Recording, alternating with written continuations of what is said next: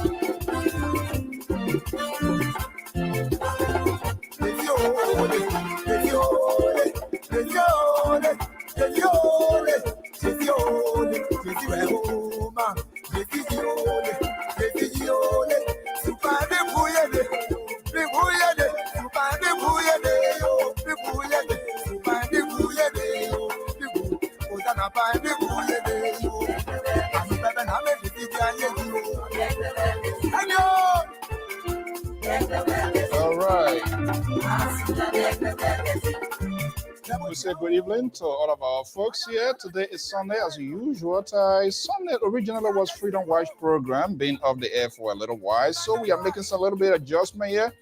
We say happy Sunday to all of our viewers, listeners. Thank you so much. Welcome, man. Evans Sana right there in UK. Mr. Wilson Boyle, thank you so much. Ophelia Tape, good and happy Sunday. Corbett Newman to be there. Enren 20. We say thank you so much. Welcome to the Liberia Public Radio LPR-TV. Hey, our own man Amos George. I'm not sure where you are. I know I sent something out in the group chat. If you want to jump in here, that's okay as well. Melvin, good evening, good afternoon. Ren Santan, good evening. Welcome. Let's listen to this beautiful African rhythm from the southeastern side of the Republic of Liberia. And the song says, there's everything, there's time for everything. Nothing happens before its time. There's a fullness of time.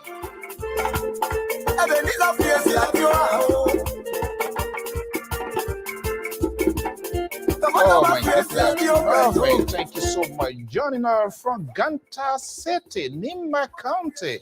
My goodness. Good evening or good evening. I know going to a little after 11 o'clock with the change in time. Mesaka say is in Australia.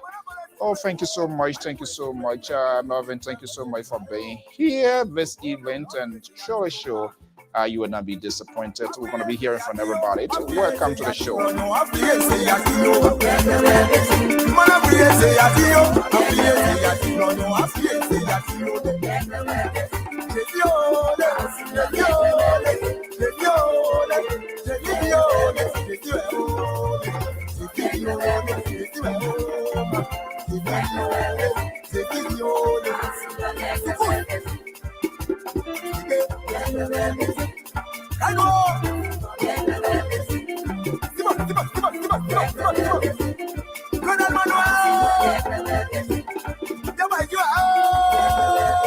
Oh my goodness, there's a time to everything. Welcome to the show. It's Sunday, and let us give you some beat the hairs of gospel songs here this evening. Oh my goodness.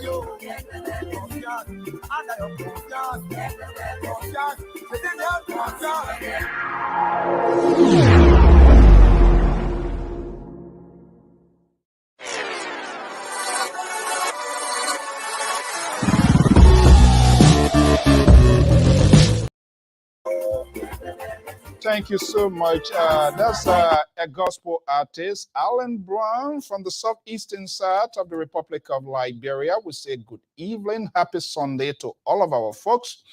JJ Sakat Isenian, good morning from down under Australia. Ooh, from Australia. Australia is in the house. Good morning. Thank you so much for being away this early morning hour for the good of the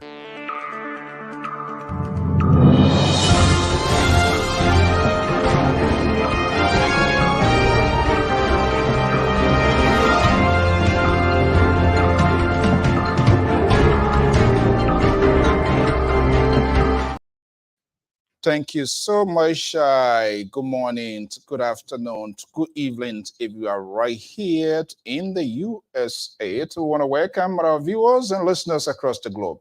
I am your host, presenter, Alfonso Zean Soe, right here from the New England Bureau of the Liberia Public Radio. I know this name, Freedom Watch, for quite a while now. I've been missing in action because we have made a lot of adjustment to programs. But from all indications, we are doing everything possible we can. Freedom Watch to return every Sunday. Most likely this time, we are still working, trying to tweet. This time, this country it's like an equalizer. You gotta work, because if you don't even work, you will not even be able to you will not be able to share information, because you might find yourself in the street. You may not even have a studio to sit in. So man can't talk, or you know the story already. That's the slogan in the time. Good evening, good morning. So welcome to the show. This is the Liberia Public Radio, LPR-TV. base here in the USA and also inside Liberia. We're always in the business to keep news fair, balanced, and proportionate. But don't get me wrong, we also have analysts here on this network that reflect different views of the political spectrums or spheres, if you will, inside Liberia. And that's how it should be. We should be able to give everyone, no one should be left behind. To our dear brother joining us from Ganta City, man. The last time I was en route, I got a GB in that place there. I just want to go right back again. Yeah, thank you so much joining us from Ganta, and I hope everything is doing pretty well. I believe Melvin, thank you for being part of this program. It is important that when we have this program, knowing the hardship, knowing the difficulties, people to still manage to get credit or unit, whatever you might call it, on their phone to listen. And so when these people come, we have to conduct ourselves and be able to be honest to give real conversations. On course, happy Sunday to Alexander Kuyage right there in North Carolina.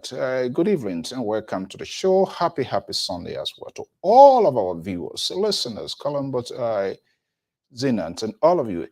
By the way, this is the first time you are rightfully located. This is the Liberia Public Radio, the network for all. We don't sanction voices, but we demand and request civility on this network. We can't just be tied. Everybody can be like a co-party. Then we will not understand. Then we will not achieve anything in our country. I can't continue to raise my voice over your voice. It should be at equilibrium. We must talk and have a conversation in the mutual respect. I can disagree with you. You can disagree with me. But this conversation must be done with civility. Then I will listen to you. Then you will listen to me. But when you get your finger all in my eye to the extent that you want to pluck my eye off, then of course I want to add like a Anase man as well. Lauren Giota, good evening. Our man, a bit tall for fun from the Empire State, Augustine Dombat. Thank you all this evening. The love of your country, it cannot be questioned, no matter your political affiliation. Do not allow people to dictate to your civil liberties. This is the problem that we have in the country. You for this party, so anyhow, God swear I'm gonna be for that party. You believe in the person, so anyhow, you, because I'm your relative or friend, I should be for that person. We don't believe in that here on this network. No, it's wrong. It's like literally trying to control and regulate someone's life. Even if she is your wife or husband, we see how it looks like in this country. And if we want our country to be, I think sometimes we need to have an education, a real outreach, dialogue. Because when you have a dialogue, it creates a room where I will listen to you and you will listen to me. But unfortunately, we have people who are making use of other people's technology, other people's innovations. They have no idea how long and how much it takes to create something like this for people to interface in the cyber world. It doesn't matter where you are, as long as you have access to internet. But it's being wrongfully and badly abused. That's my opinion. That's my view. And the reason is simple. When you sit on major news outlet platform and you try to have a conversation and things that are coming from out of your mouth, they are not controlled, they are not regulated, they are not verified, it doesn't make sense. You scream, you yell, you alienate other Liberians, you don't want to talk to them because of their political affiliation. Everything that they talk is stupid, it doesn't make sense. Then you have a serious problem. Then you need to check yourself. You need to go for evaluation because we are in a society, we are in a world that is involved. Your wife can't just agree with you. Your son or your daughter can't just agree with you. The question why and how, these questions must be answered with authenticity. But this sort of dictatorial attitude, I say you must vote for the person here. I say you should do this one here. It's what killing us. And so those people who are politicians, the lack of temperament, no self-control, they have behavioral issues. They do. And when you listen to them, you know exactly who they are. And with these, what could be little qualities of life, if they are lacking in your human character, then it becomes an issue to make informed decision and to even lead people. Because a leader is the last person to talk. Leader becomes more or less as a listener. And this is why all of these falsehood all over the place, they build and conceive something in their mind, premeditated. I'm going, and this is what I'm going with. It reminds me when we were in Freetown, there was a refugee camp Waterloo. Most of you, it's a famous refugee camp during the civil crisis. Thousands, hundreds of Liberians did go through that, like other people passed, Guinea, Ivory Coast, Ghana, and other. I was in refugee camp. It's not good to be a one-way person. You just see it from the surface and you draw conclusions.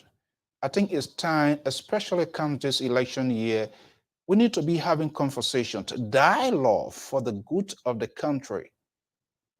So do not allow people to define who you are.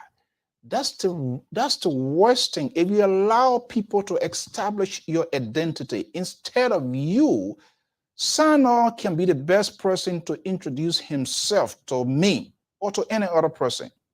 Don't allow me to define you, because why? I just do not know all about you. The little that I know, it doesn't suggest it's an accurate information.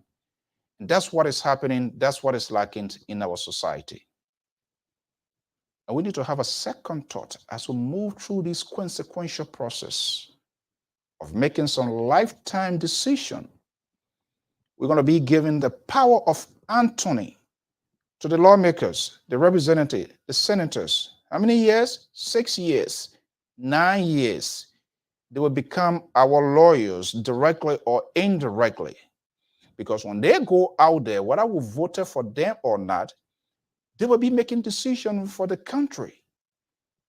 So it doesn't matter whether you vote or not. And this is why we want to encourage everybody to register and vote.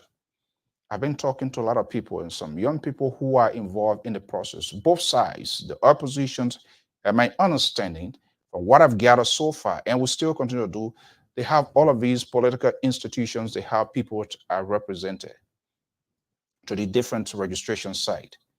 And some of those registrants, people that are representing, I've talked to both sides, and literally the narrative is the same. It is crazy.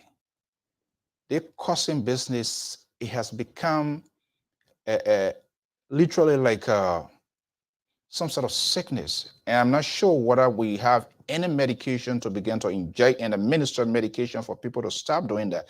Because these things, the behavior of these leaders, their tone, their language, the disrespect for Liberians, for their fellow human beings, regardless of their status in society, that has been transported or interpreted by ordinary Liberians with the already challenged situations that we have.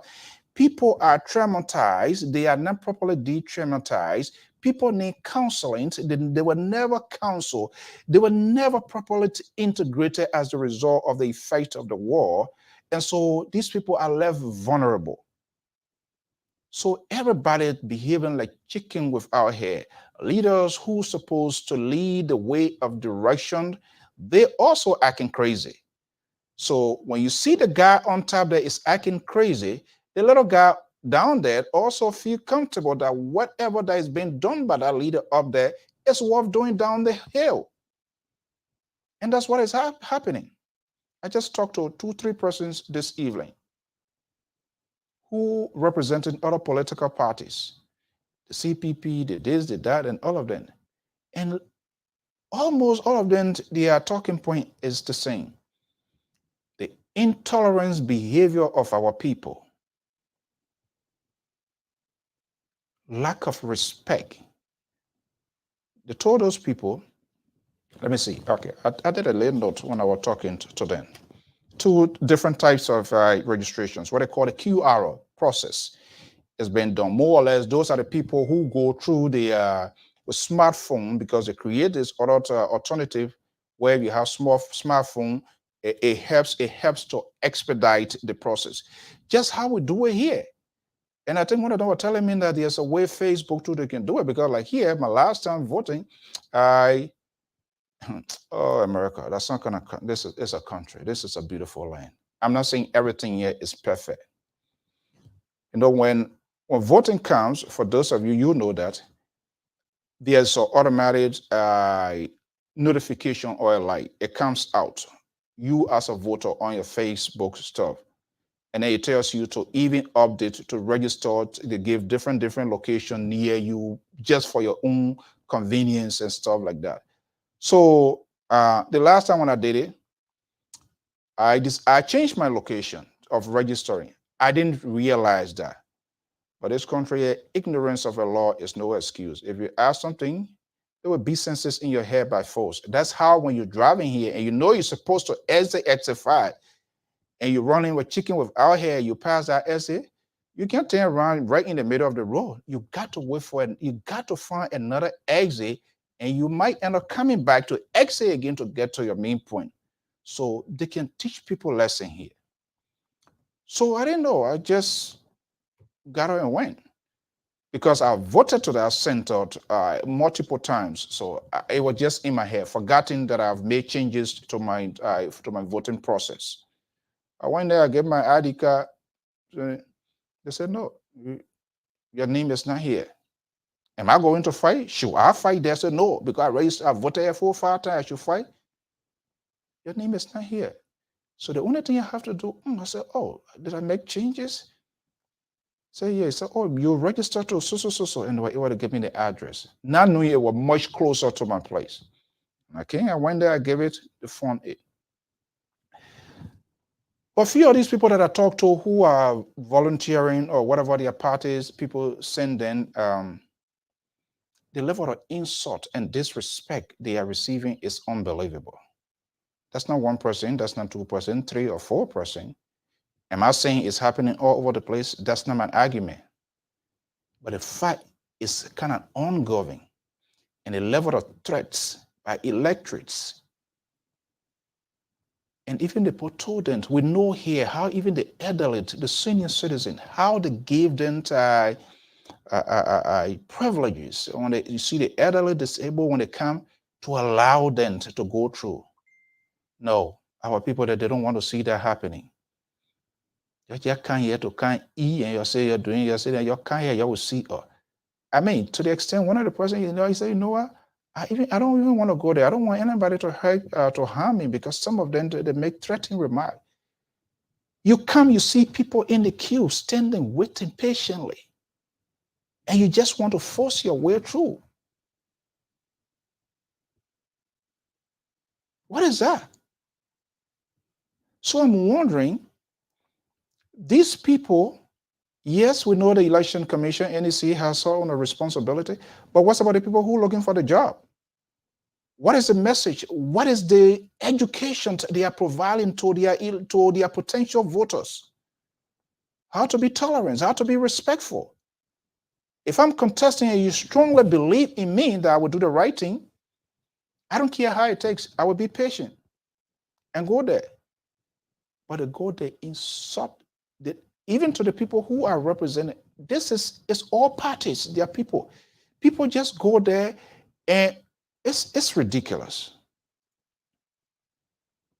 And we all need to step out our game to have this conversation, the behavior to our people.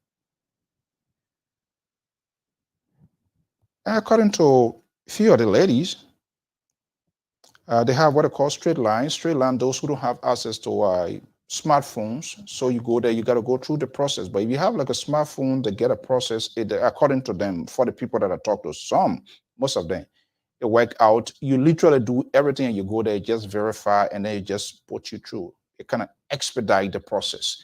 But if you don't do any initial stuff, you go there, then they will have to start from almost like square one to get the process going. This is why other people are impatient with it. All of it, the entire society, just impatient, intolerant. I mean, it's like everybody temper just like this, willing to explode in a second. Nobody willing to listen to anybody. So the crisis now, the question becomes, is it the leaders or are we the citizens ourselves to what is our own problem? What is our own problem? Why everything must be a sort of violence type of approach? Why? How many years we engulf ourselves into violence? What is the outcome of that? Is anybody asking that question? These leaders, are they having this sort of dialogue with their people? The violence violence doesn't have any space in modern society. Because what it does, the victim becomes the victor, and the victor becomes the victim. So you think you want to do it to hurt somebody, you might end up getting hurt before the person that you think you want to go hurt. That's how violence is unpredictable. And that sort of language, there's a need that will change that. I just sent it link out to our LPR correspondent, but I think what I want to do here is to throw this link out here. Freedom Watches will be returning here. And if you are in a comfortable position and you want to join this forum as a Liberian, as a free thinker like myself, you are most welcome. But you have to be in a comfortable place. Don't be laying down. Don't be just, you got to put on something, shade. No, don't expose your body. No, we don't encourage that here. So I'm going to put that link if you want to form part of this conversation. And maybe we, the ordinary people, we need to advise or talk to our colleagues or one of other people to just have a sort of conversation, because it's just so much. Because it's now, we know what is happening now. Tomorrow, in the next 24 hours, we don't even know what another drama. See what is being going on. Instead of people creating the momentum, having an outreach, going all out in the various counties, villages, and town, tell your voters, your potential voters or supporters, to turn out, to be patient and register to vote. Because if you don't register, you will not vote. There are not every citizen in this country can vote. Yes, if you're a citizen,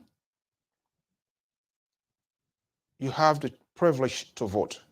But if you not register, you will not vote. Because what they do believe, you have the right not to vote. So they can assume, because Afonso or Kriage is a citizen, so you're supposed to vote. Or Forde is a citizen, Abraham Bango is a citizen, you're supposed to go vote. No. It doesn't work like that. If we can't do it here, we must discourage it there. And by us creating an awareness, a conversation, a dialogue, how the process works. Because we have to respect the law. In our chat, they said, well, some people jump on police officers to fight because they're telling them to wait. They say, oh, you're not, look at them, you're not even policemen. Can you fight a policeman in this country? Regardless about police, whether they are corrupt or not, can you fight policemen here? If they even pull you over, they ask you to keep your hands on the wheel. You do not get down. One country boy, we are jacking okay us. They pull over, by the time he get out, he say he won't come down to pee. I like, seriously? And the next thing, the guy pull his bullhorn outside in the car. I spoke the last cry. I said, I ain't go nowhere. Don't come in. Folks, stay tuned. The conversation is about to start.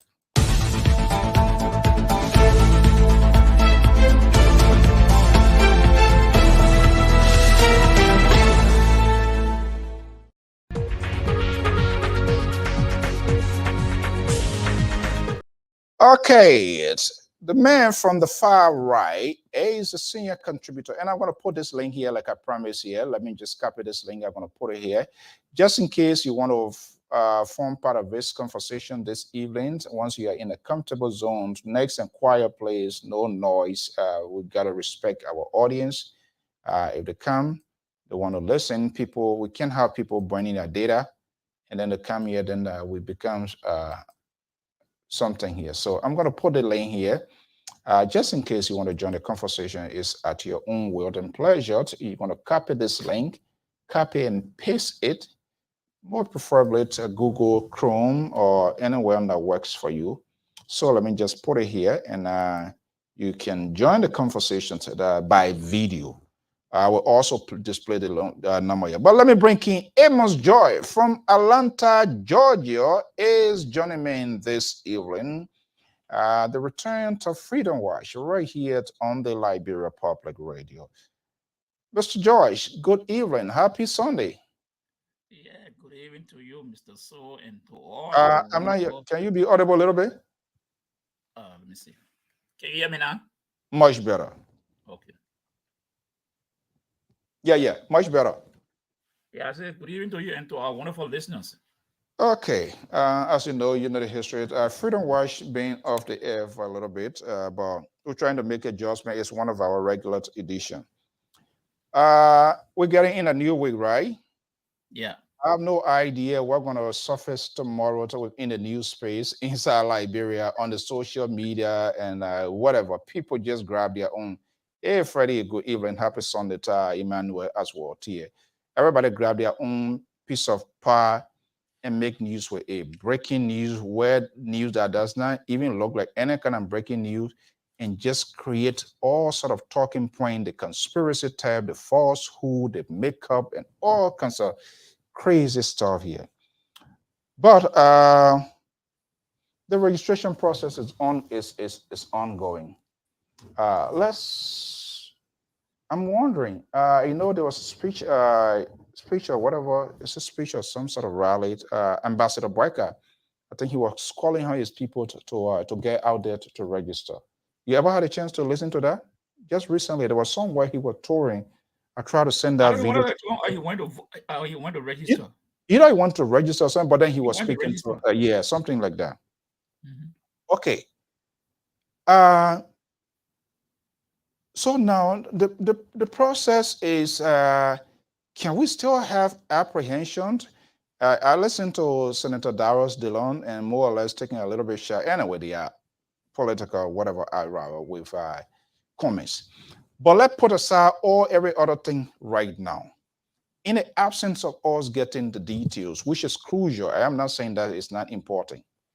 What should these political parties, what should be their primary objective now? Because you got to position yourself, you must have a backup plan.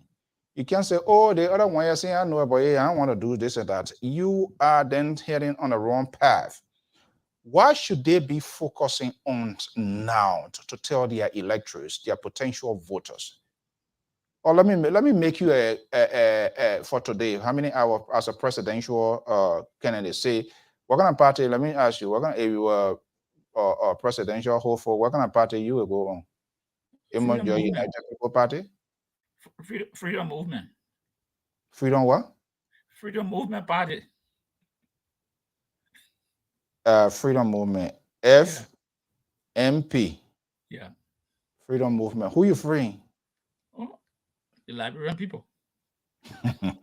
And all of us. And I'm part of that. I don't free. Me, I've been free a long time. Hey, Mr. Aaron Magid. Good evening.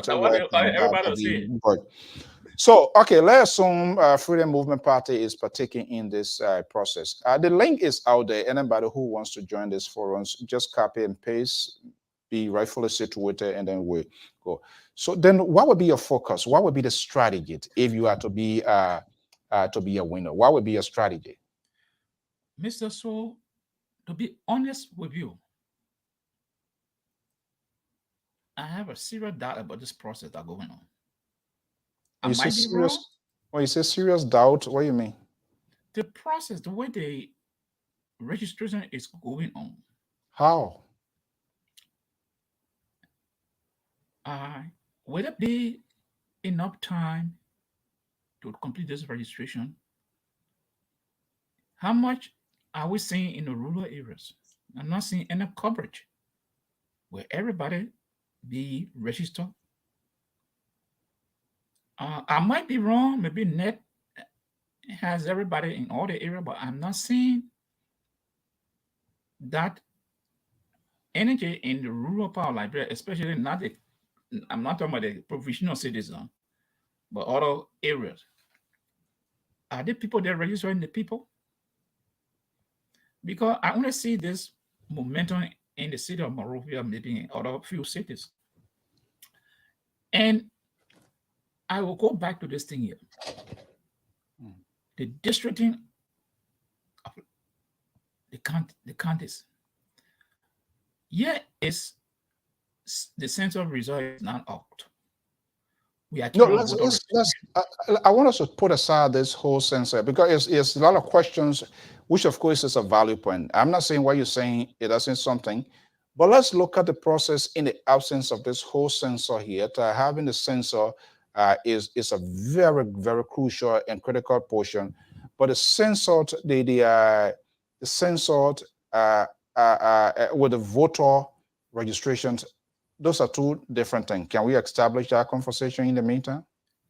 I don't know, because I think they are intertwined. You can register all the people, but how do you know from 20,000, what are they called 25,000? How do you know that? Yeah, but that's why I think the process is still ongoing. And I agree with Senator Abraham Darrell's Dillon on that part, because it's like we can't just jump ahead of our shadow here. Because even at the end of the day, if you have any apprehensions, which of course every citizen has the right to do that, including the political parties. But when you go to court, you are not going to go to court with circumstantial evidence. The court will ask for a proof. All right? But You ask for something. Yes, the thing here. If you have people in District 9, 30,000 people register, and that district will be 20,000, 30,000 people registered, for instance. Now you say, no, this 10,000 not supposed to be here. You put them in another district, but they have already registered in that district. So what are you going to do with them now? You have created, maybe, if you didn't create a new district, maybe you shift some of them in another district. But they have who's shifting them into another district? Oh, because that's what will happen. Because who? No, I'm asking who's going to do that? The election guidelines, because they say, and the Constitution said that 20,000 per district. Yes. So if you have 40,000 people in that district, then they have. No, you are talking on supposition. But Mr. Soe, the 20,000 that gives the area, the region, sort of electoral process in order to produce a representative. Yeah. So with all these things happening, if it is not done, what becomes the outcome of the process, the registration? So my thing here is, and secondly, what I'm seeing this in people, we can argue it, but I'm not seeing people posting. I don't know. I have no means of authenticating that. Some people registering they got 2 ID cards. People posting the water is true. I can't speak of it, but these are the things I am afraid of. That if so in other words, the people, if anybody did that, to have 2 ID, which is illegal, it's a fraudulent act. If you do that kind of thing, you go to go jail. If you are caught doing that sort of crazy thing, you go to go jail. Who is doing it? Is that an election commission telling them to do it, or they are doing it at their own volition, or is the parties, these who are seeking, are they the one doing it? Are they being honest? That is the problem. Some of the problem that I'm talking about, because the election commission should be making this thing very strongly, very clear to everybody, that everybody, you are entitled to 1 voter ID card. If you are caught in any other area trying to obtain a second one, you will be prosecuted. And Mr. Soe, you and I, it was we go online to fill our form. And the statement is there that what you're seeing is true and correct to the best of your knowledge. You signing that So document. why are we doing it here? And most of the people who are contesting, for the most part, they all here, they got their educations or whatever thing. Why are they not encouraging their people to do the right thing?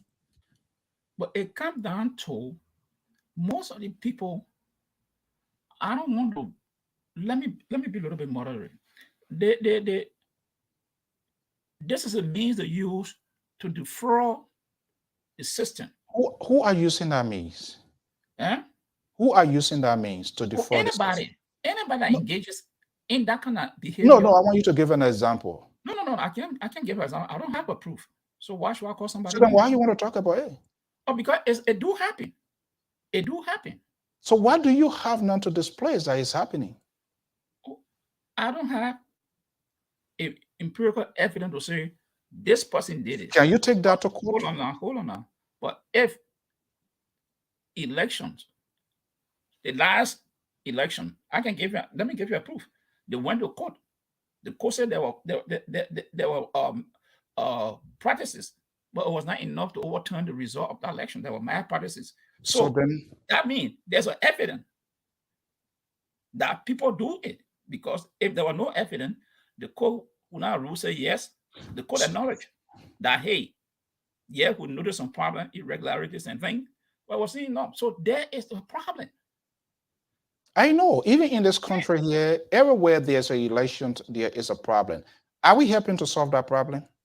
No, we are not helping. Everybody in this thing are not helping. Should it be, how many members of the election commission, should this thing be only, why it is true, constitutionally, they have the mandate to execute, supervise free and fair election. They will put their guidelines, they will do everything within the confines of the Constitution to make sure those processes are executed.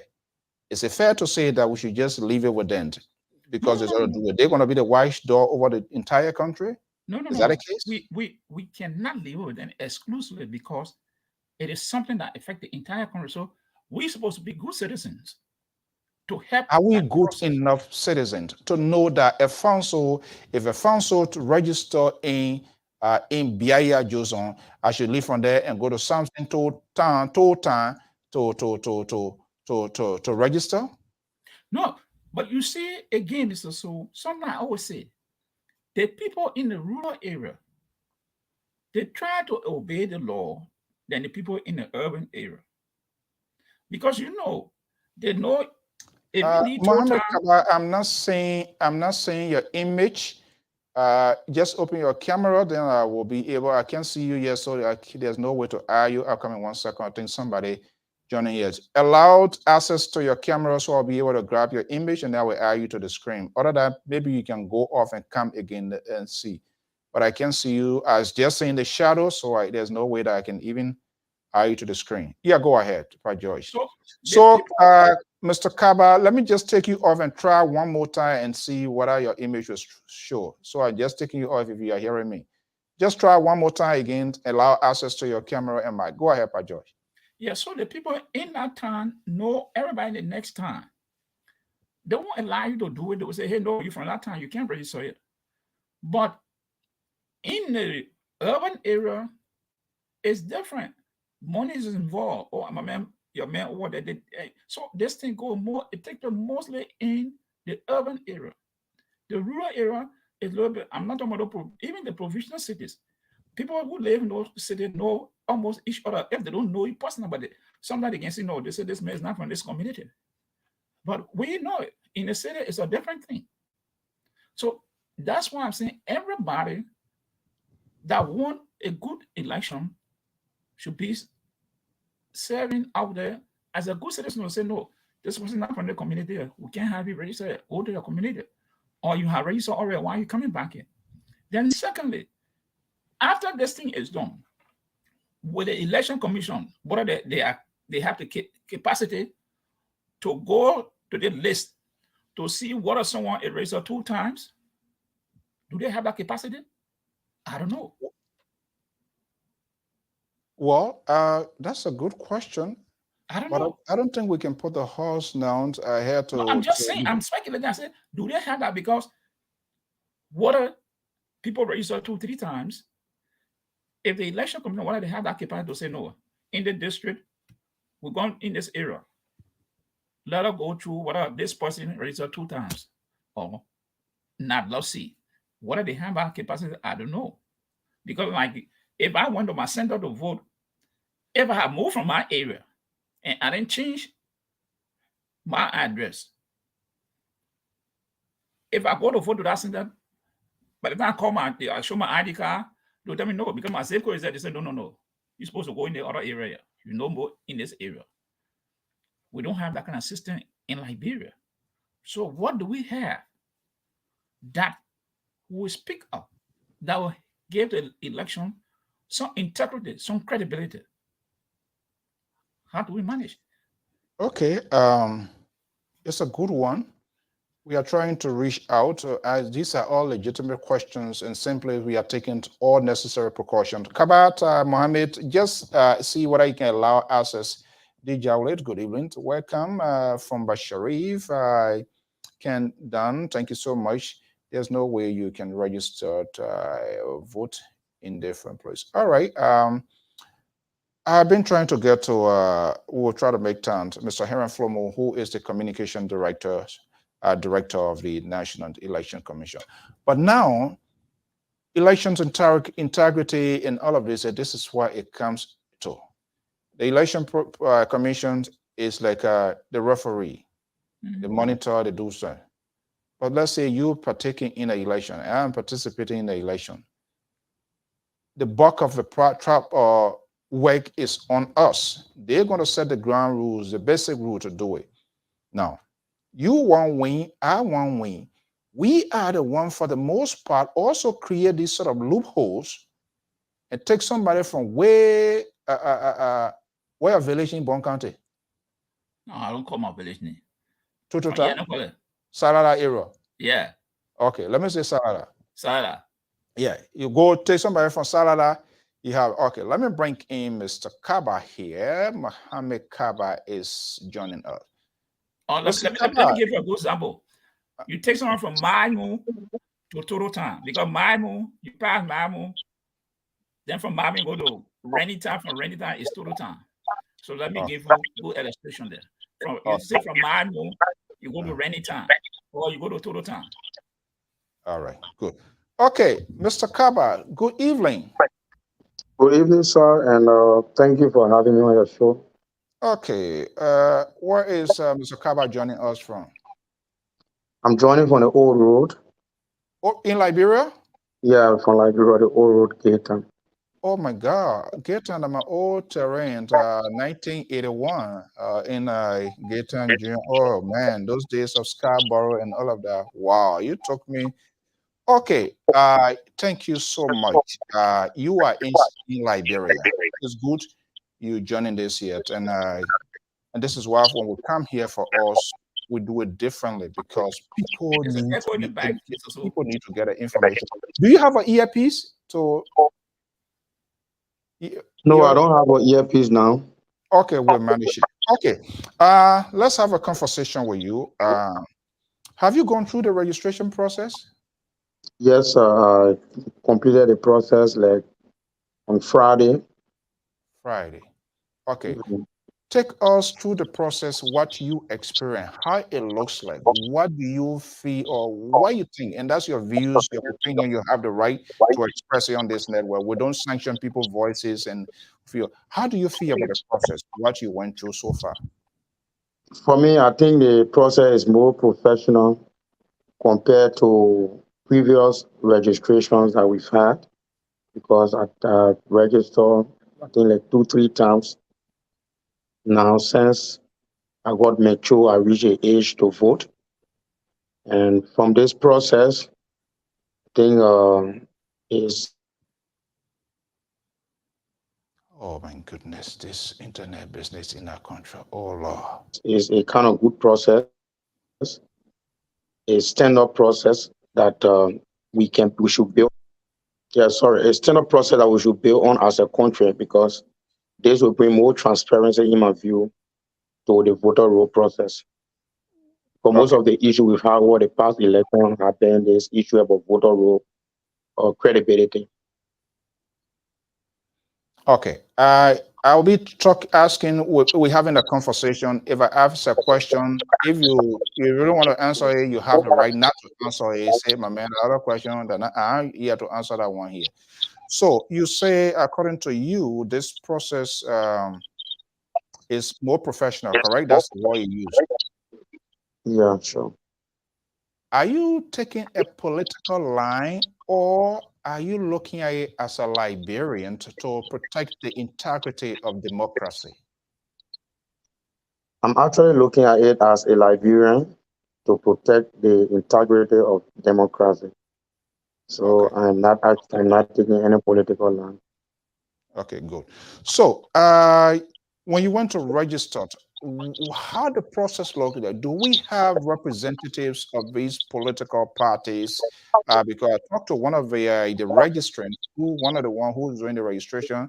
I asked, I said, "Do they have other people?" And then she was bold to tell me, "Say, oh, I'm representing one of the opposition party." But the way the people causing posted me, I even won't go there. The way they'll be treating people.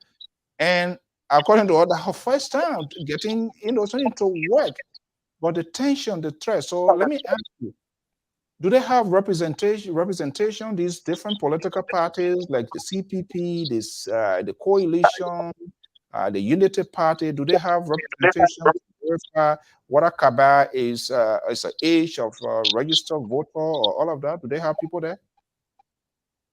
So what I observed from the center that I did Mm. my registration was that I saw one police officer, I saw an immigration officer, and then I saw the next staff, temporary staff. So I did not observe anyone with maybe party uniform, party logo, or party identity to show that they are representing any political party. So Well, I mean, the apparently they may people have who been around, but for me, I didn't care to ask. okay, but they're not the immigration person register you. They're not the police officer register. They are there as a security apparatus, right? Yeah, they are all security apparatus. So the police officer role was to regulate the citizen as they go for their registration. And if there is any doubt about citizenship, they invite the immigration officer maybe to ask some question. That's what I observed for Yeah. the time I spent before I got registered. Yeah, I think she did mention that immigration and all of that. So who I'm not sure whether you experience it, but if in the case, did anybody ask you, in fact, do you look like a Liberian? Or if they were in that case, did you hear from anybody who has the authority to raise a question as to whether Mr. Kaba is a Liberian or Alfonso is a Liberian, and they will go for a full investigation? Who has the authority to do that? So Is that the normally it's the NEC? net. So what I observed there is the next staff that will ask some question if they figure out. Hmm. Like in my case, I was asked to present my citizen ID card. So once I presented the ID card, there was no further question. Since I've already completed the process online before reaching the center. So they just did my biometric and my photos and then printed out my card. So the only Okay. question I was asked was Oh, Lord. Oh God, my goodness. This internet business. Oh Lord. Internet don't do this to us. I think it's good to talk to people who go through the process. Okay, I think he's on his other side. Yeah. All right, let me get this one off and then I will bring you up on the side. Uh all right. Okay, thank you so much. Yeah, go ahead, Mr. Kaba. yeah. So as I was saying, the only question I was asked was to provide any proof of citizenship, and then I presented my citizen ID card, and that was just it. There was no further question. Why you were asked to present a proof of citizenship? Why you think you were asked that question? You did the process online, so technically you go there, you should go in smooth. Why you think you were asked? Do you feel offended for that?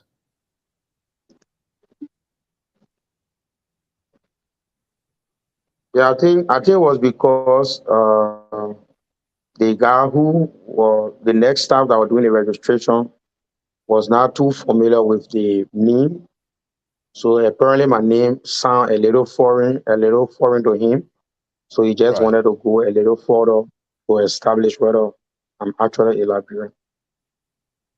Were you offended Because when asking that question? you, Do you think? Do you see offense there? for me, I did not feel offended because the father is that the name that I bear, the last name that I bear, could either be a Sierra Leonean, a Guinean, a Malian. I'm actually a Malian descendant. So Okay. my great grandfather came from Mali, and I suppose I have some relatives that are not Liberian, they are Malian. I have some that are Guinean. So for me, I did not feel any offense with the question he asked. So I think he Okay. was doing his job, and that's the right thing that should be happening. You should actually ask further question if you have any doubt about anyone that is trying to register. Okay. Wow. What a good citizen. We just want to have the question, have a dialogue. Mr. Joyce, do you have and the reason, I mean, we are happy to talk to people directly who know it. And I like how you put it because this is where good judgment comes into play. I mean, we hear sometimes police pull you over to see you, the thing that you get this caller here and everybody doing drugs. It's because something. So, and you put it to rest. Mr. Judge, do you have a question for Mr. Kaba? Oh, yes. I got a comment and a question. You mentioned something that somebody spoke to Mr. Soe about representing political parties. I do not think political parties should be represented at a registration. Where I think political parties have the right to be represented is during the time of voting. Because when you go in there at the registration to do what? You don't have the authority to question anybody. You don't have, Okay. you are not, Let you me are make not it clear called. here. Hopefully, I will talk to the people because Yeah, from what I sense out, because I asked that question and I think Mr. Kaba spoke to that. yeah. Because So, I asked, why were you really doing? But I believe this individual is like not sequence, and you see neck hire people to do it. But according to her, you're sympathizer of how you call it CPP. According to her, probably I think it is in our context and think that they are there, but I will double check that. So, Mr. whatever. Kaba, hmm? Yes, sir. Yeah, But let me ask you, Mr. Carter, mhm. Mr. Kaba, where did you register? So I How was the register process? at the Sophie Junction. There's a church. They have one registration center. It's in District 10. Okay. So we're at But the the question, Sophie Junction. okay, the question I want to ask you, when you were there, did you observe any strange person in the area that not there or something like that, or any group? No, there was no group. I did not observe any strange. In fact, what they did that I really admire was that they have people in three categories. So they had those citizens that did not do the online uh, database entry Yeah. before going to register. They have the elderly, the pregnant women in one category, and those of us who did the entry before going there to register in another category. So And they that's will take exactly one, what she said. yeah, so they will take one person from those people who have already entered their data to do the photo and the biometric. And then the second batch, they will take one person from the elderly and the pregnant women and the women with children. And then they will take two persons from those people who did not do the entry before going to register. So, and the process was very smooth. There was no argument, and people were just cooperating. I think then that's collaborate with what this lady was telling me. She said there are three lines, the QR line, which of people who do previous registration online, the straight line people who want to go, like then they said, oh, the pape, the disabled, the pregnant, and that's how they were doing it. Do you have, as far you are concerned, Mr. Cabot, and as a personal view, you have the right to speak your mind. That's what we do on this network here. Is there any cloud? Is there any cloud you observe in this process that people will be registering multiple places? Do you have any? Do you have doubt in that? Oh my goodness! Yeah, he got disconnected. Okay. So back to the conversation. Hopefully, Mr. Kaba will join us, and I wish if he has something to say to help with data. Hopefully, I think we can get people to talk to them directly.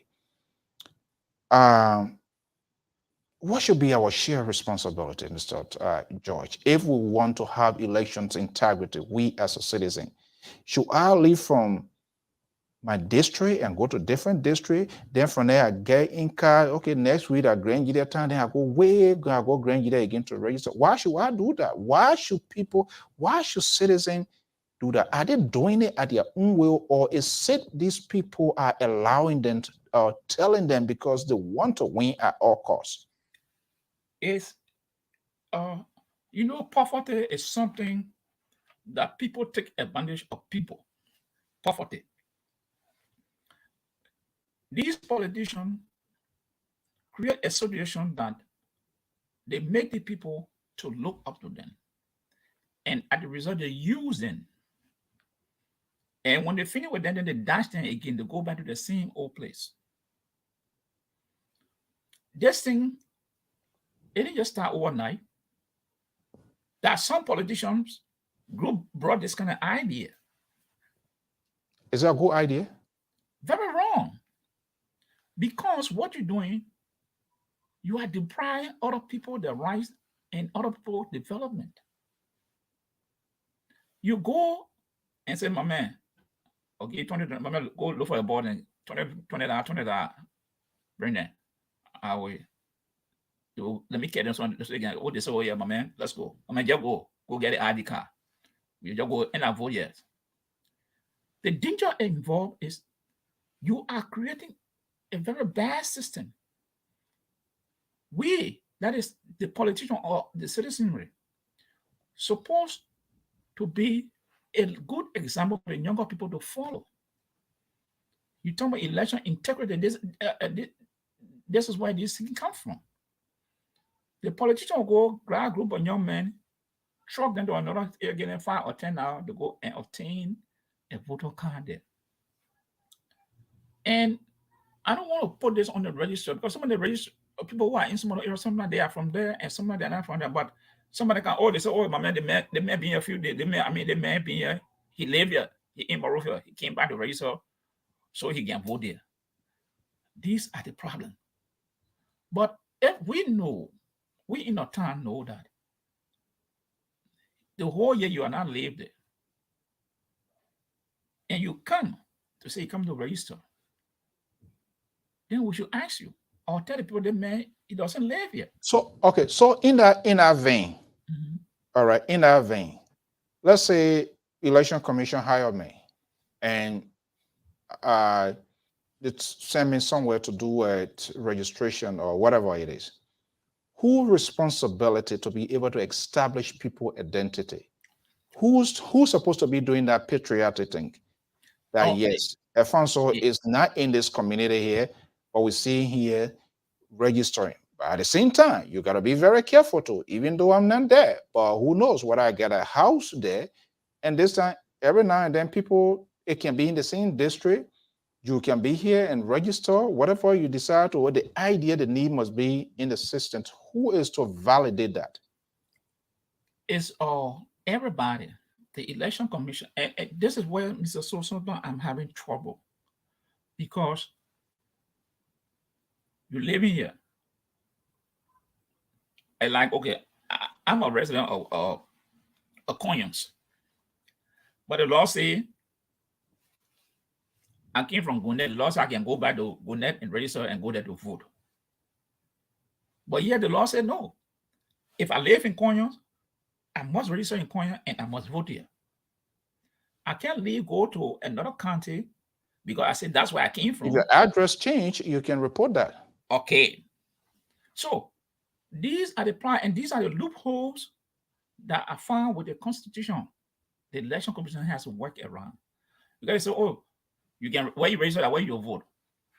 But what happened if I had not stayed in that place? There's no law to say, okay, if you want to vote in the area, you should live there for the next 6 months. Wait a minute. What you say? Mr. So I'm saying, of course. Are you saying if you register at point A, it should be at your liberty to go to point Z to vote? Is that what you're saying, or what? I'm saying there should be a law, because what that's a loophole in Liberia. Mr. They say you can when you register, you anyway, you in Monrovia, you can go and register. I can leave and go in Bon County and register in the town or my village and come back to Monserrado. Time for election, I go there. I'm trying to wrap it around my head. Yeah, but that what happened. You see people leave from Monrovia, go to Bon County and register there. They live in Monrovia the whole year. They leave and go to Monserrado, Bon County and register there and come back to Monrovia. And they say the day of the election. So what? Are you saying you have a problem with that? I will have problem when they are voting multiple places.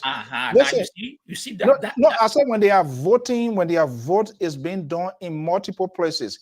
Now I tell you, there are some people who even here, if you live in this country, say I was in Atlanta, Georgia, and I moved to Rhode Island. Yeah.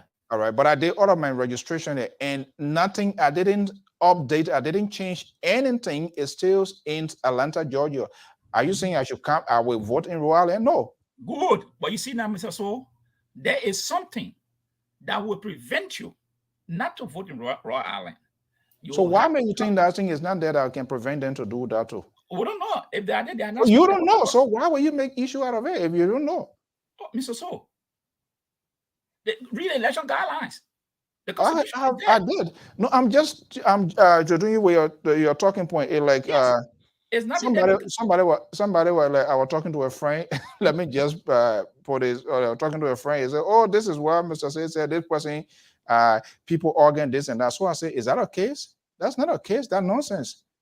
He said, "Oh no, you need to prove what." So if you go to court, when the judge asks you, do you have any missing organ? What will you tell the judge? You don't have. Is anybody organ missing that you have that you don't have it? So why will you make case out of no case? No, but so I'm just saying, but it's good that we have this conversation, and I will really try to get to her flow again. Your zip code and your state will tell the people in Rhode Island that you are not eligible to vote there. So I don't want to be too judgmental of that. Probably with the upgraded system, the biometric and things are doing well. But again, then it comes to the point to tell us, for us to also do a responsible thing as a citizen, the love of the country. Because people can't just keep in as much. We can, I know poverty is there, but the behavior of these people is the same very people who want state power. And then that questions the kind of leadership that they are bringing to the table as well. Okay, I see Mr. Kabat back here with us. Yeah, thank you so much, Mr. Kabat. I know the internet system and the Twitter is still challenged. Are you hearing me? Yes, I can hear you. Okay, there was something we're talking here. You on the ground there, maybe you can share with us here. Let me ask you a question. Where you registered there, has that been the place in previous election? Is that the same place you register? Yeah, that's the same place. The last election, okay, was the same place I registered. So what becomes of? I just want to throw you into any kind of county. It doesn't mean to that county. I just want to try to drag at something.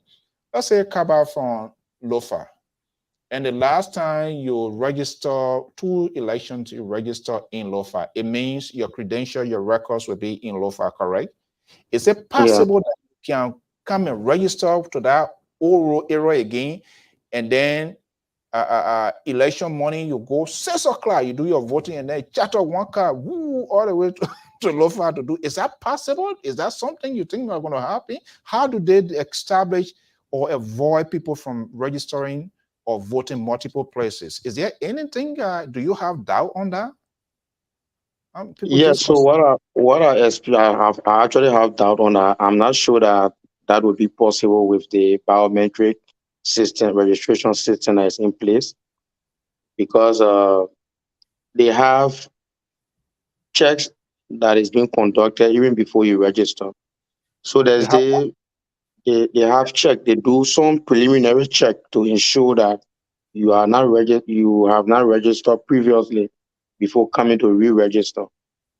So there's this device that they have, and then they point the device to your finger. oh yeah, So they have some something like an ink that is rubbed on your finger, but indelible it's ink. not visible. You cannot see it with your naked eyes, except you point some substance to it, some object that the next staff are using, and then you can see that you have that ink on your finger.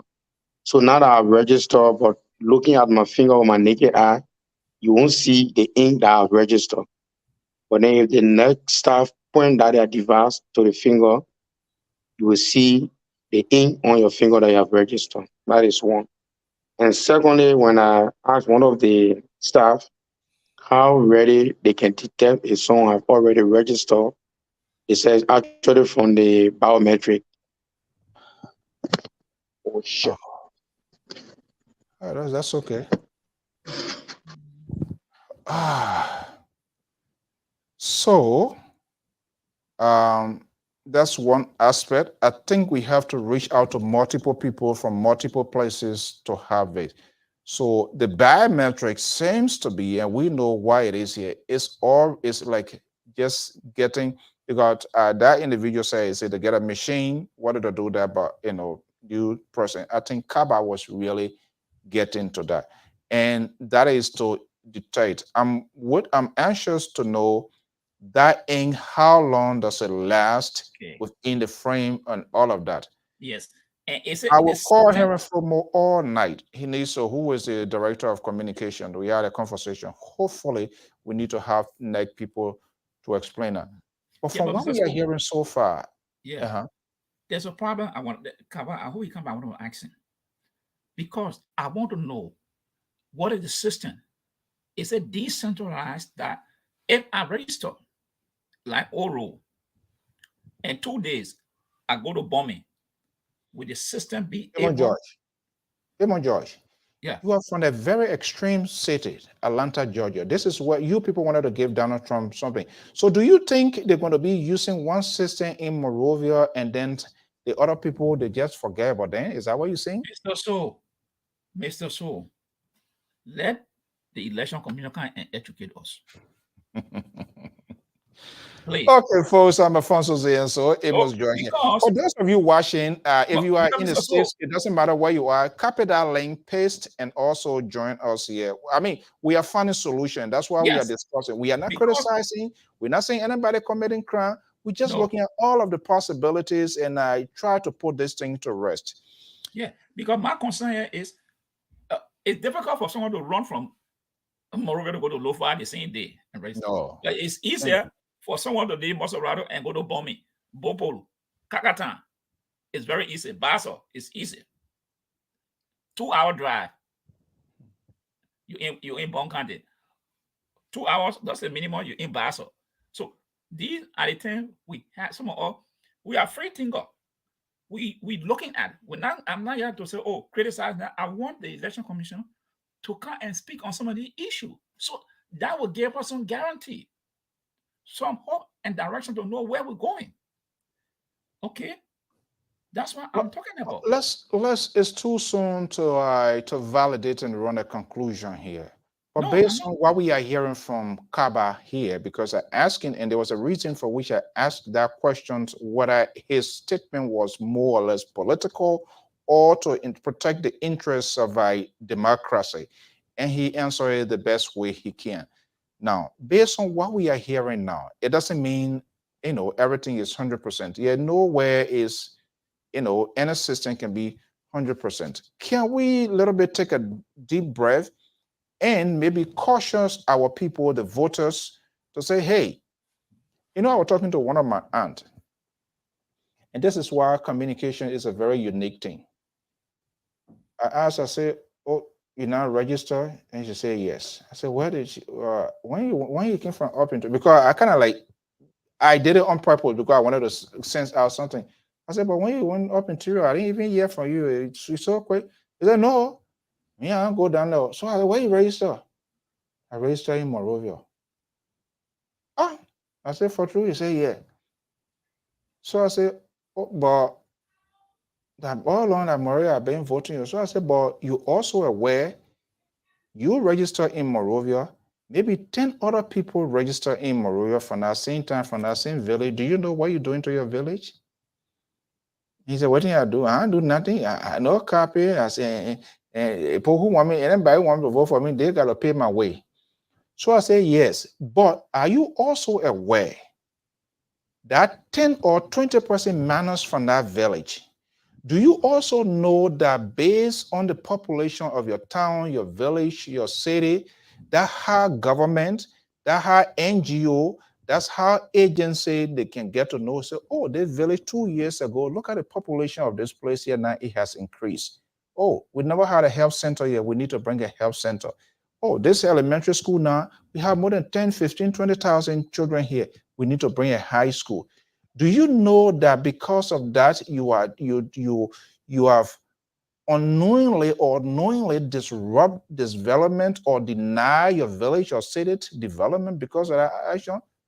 You say, oh, I mean, I don't know. So it's because, and people, I think she's being honest. Me, I don't know, but anybody who want to vote for me, that one, they don't want to care. But they're just looking at one component, one aspect, because I want to be represented. I have to do it. But they also don't know as a citizen their own obligation to their town, to their village, to their community, to their district, to their chiefdom, or even city. They are not aware of that. And the politicians will not educate them on that because they want something for their personal selves. They will only carry it in there because they want to win at all costs for that number. Any other thing, they don't care. So imagine if one person can admit to sorry, which of course multiple places these things are happening, then think about that. What I say, if you want to control a man, keep him ignorant. If you want to control a man, keep him ignorant. Because the moment that man is informed, he will start looking at his surrounding. So what I'm saying, the politicians, people don't have to go to school. They can be informed. You can educate the essence of voting and not voting in your area.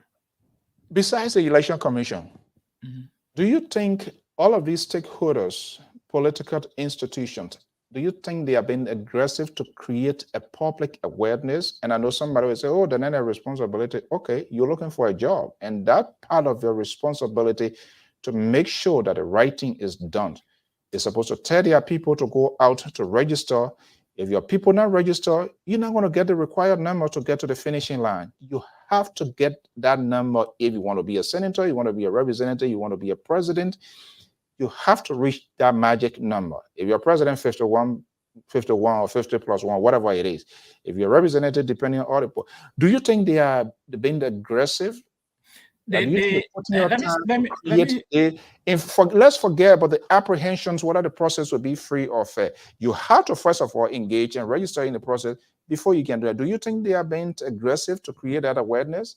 Well, Mr. So I can speak for, and I'm not the official spokesperson for the ANC or any other political party, but I have seen, recently I saw some women in Bon County from the ANC get a group of women talking to them. But I want to see more of that from the ANC and from all other political parties. Okay, I think Mr. Kaba is well. Mr. Kaba, thank you so much. I mean, this is for the love of the country. It did give her a clear story.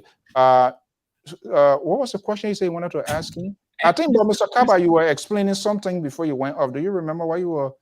You're talking about this process being more or less better than previous one, correct? Yeah, sure. Okay, so how you come to that conclusion? Why you think this one? Yeah, so because previous one, they were using this ink after registration at a place on your finger that people will go and wash them out using some substance and then go back to find a way through to re-register to another site. But this one, I observed that the ink that is being used is not something that you can see with your naked eye. So they have this blue light that the neck or temporary staff carry, and they check your fingers before you are allowed to go through the process. So once that light is pointed to the finger, if you are registered before, you will actually see the ink through the light. But looking at it with your naked eye, you will not see it. So I went through that process, and then my experience also with for biometric process like the passport or other things, it is difficult to duplicate because the biometric of a person is just unique to themselves. So even if you and someone have the resemblance or maybe twin or something, the biometric will never be the same. So the biometric will be conducted separately for people, and then before your ID card is printed. So from that point, I think this process is better or is more reliable to prevent duplication compared to the previous processes that we've had.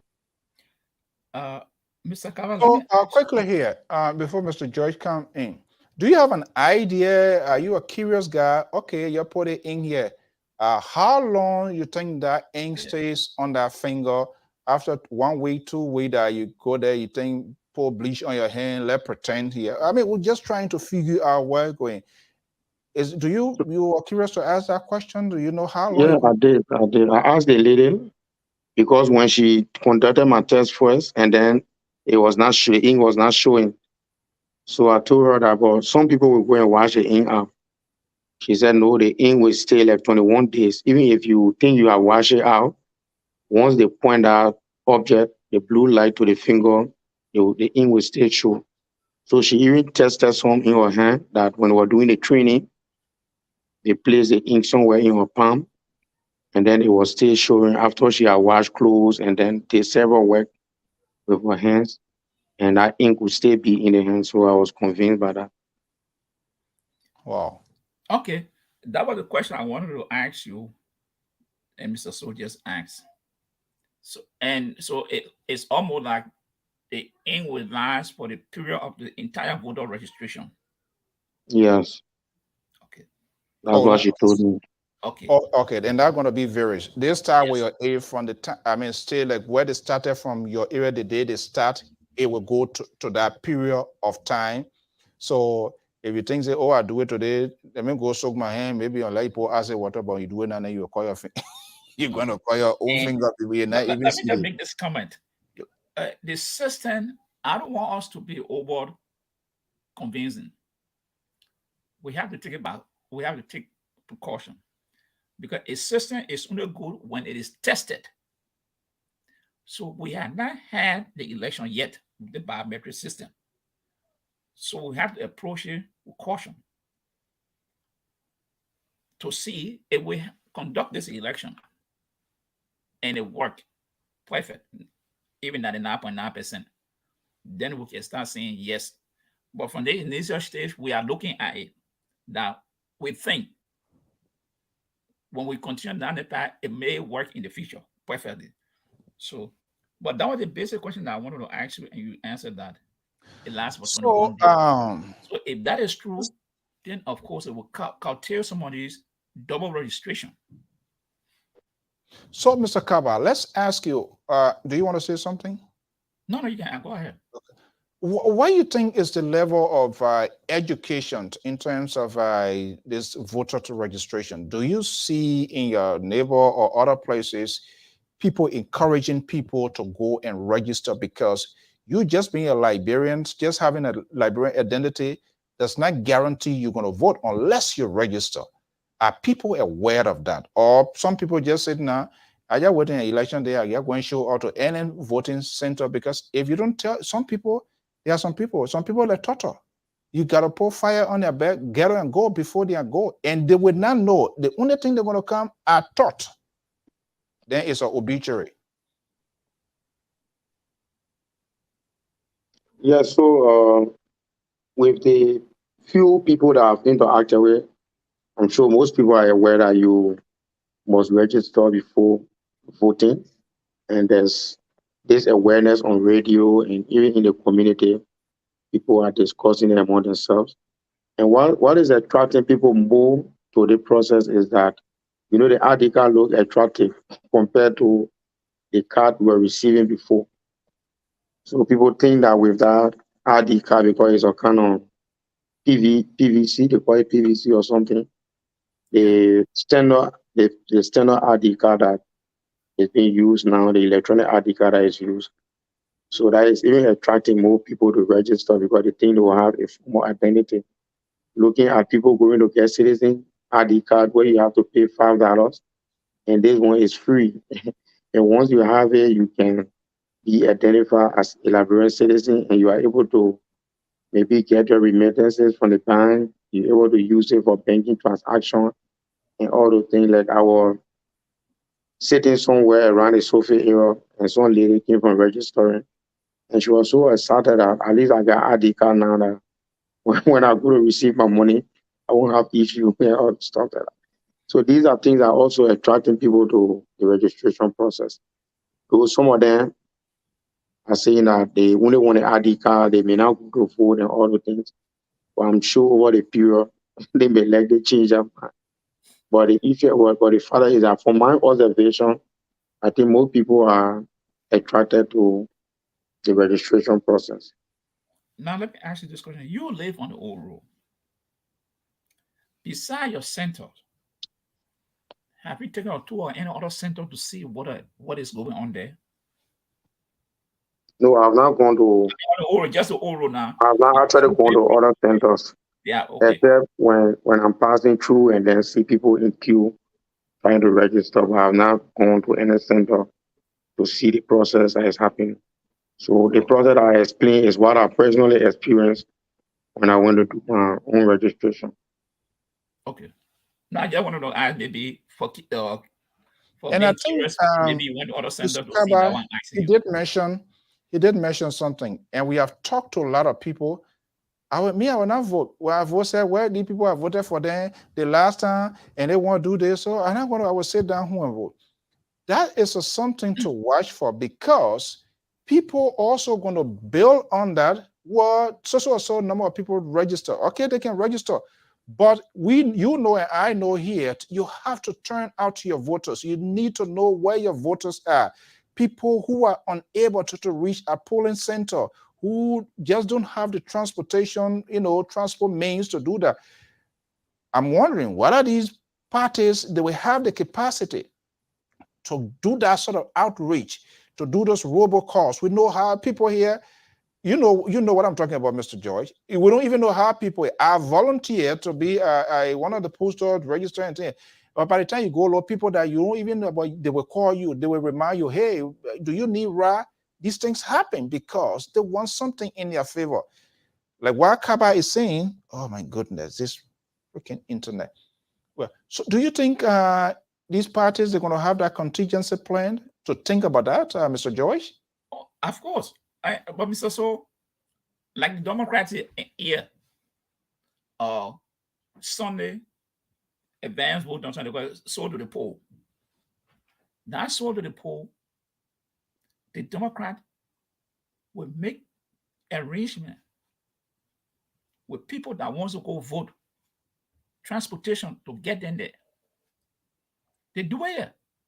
Yeah, no, I'm asking, I say, what people would they do that to voters? Well, these are some of the good things that we say we need to transport back to Liberia, because somebody might register. Since they don't have money. They don't have the means. They don't have the transport. Yeah. So these are the people that these political parties supposed to target those people in those communities. They're supposed to target them. They have these people who are their town criers, who promulgate messages, and that they are not talking those things.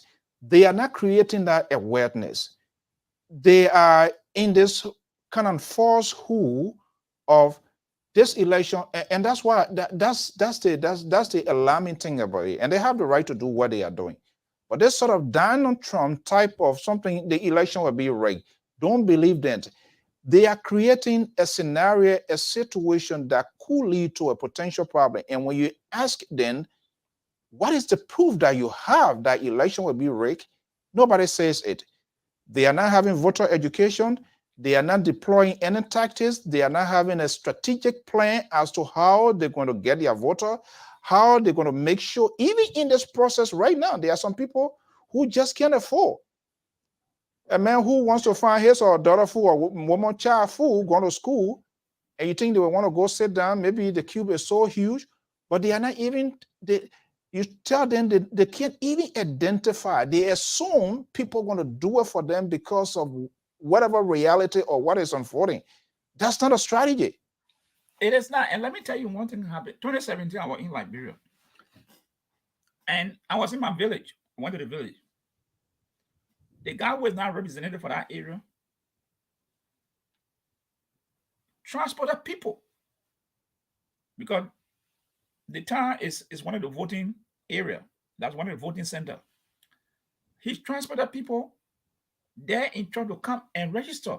It was the right place to register, but they never had the means. So he told them, hey, I will offer anybody who want to go register, I will transfer you people. He transferred to people there. And when the election came, he did the same thing and the man won.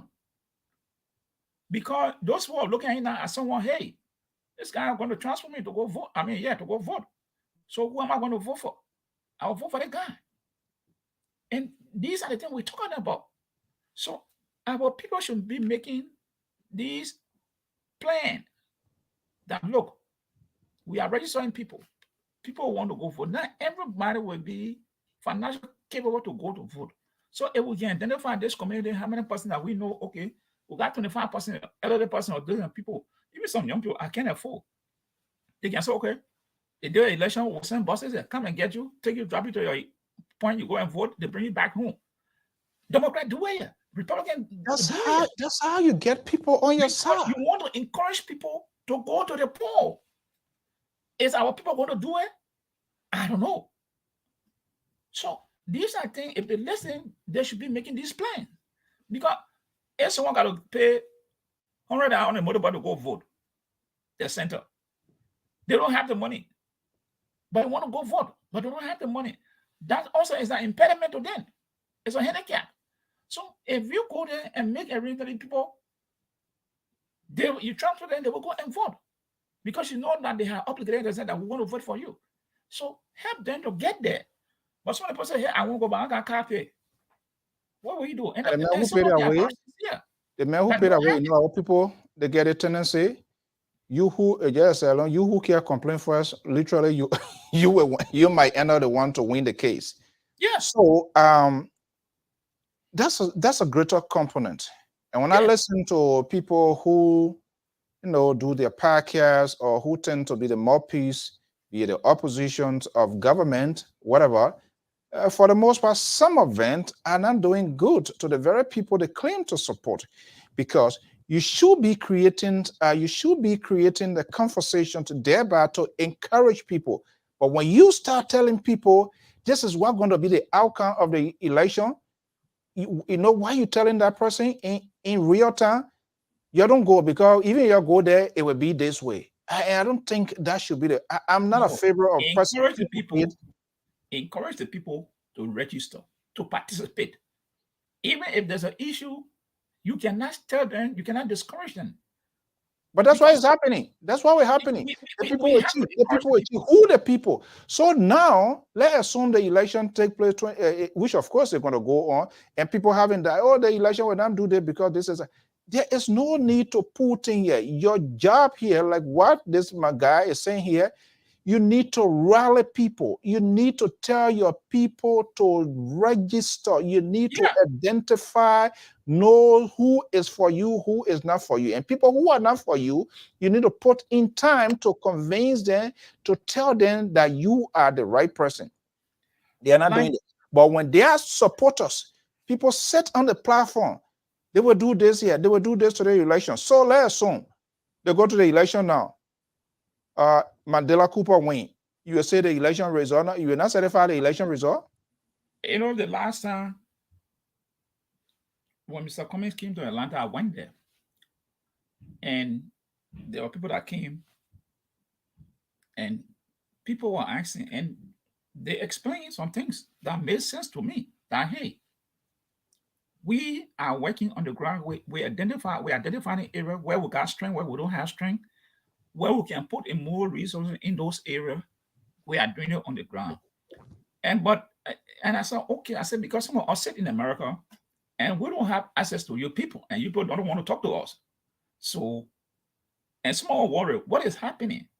Now, they were there displaying things that they doing, the broad pictures and things showing in some rural area, this is what we are doing. I said, okay, but if you people doing these things, why is it that you don't want to come to talk to us? Because we get some that some people not doing anything. But it boils down to this point. We cannot be talking about democracy or to change a government and discouraging the people at the same time. No. We have to encourage people to participate in this process. To participate, the first thing is register. If any other thing we're talking about now, we want everybody to register who are eligible to register, so you can exercise your franchise at the end of the day. Because this is the only process you have that your voice will be heard at this time. Because if you don't, the person whether you voted for them or not, decision they make will be binding on you. The vote they will take will be binding on you. Okay, let's play some hardball here this Sunday evening. We are talking on the electoral process. Let's play some hardball.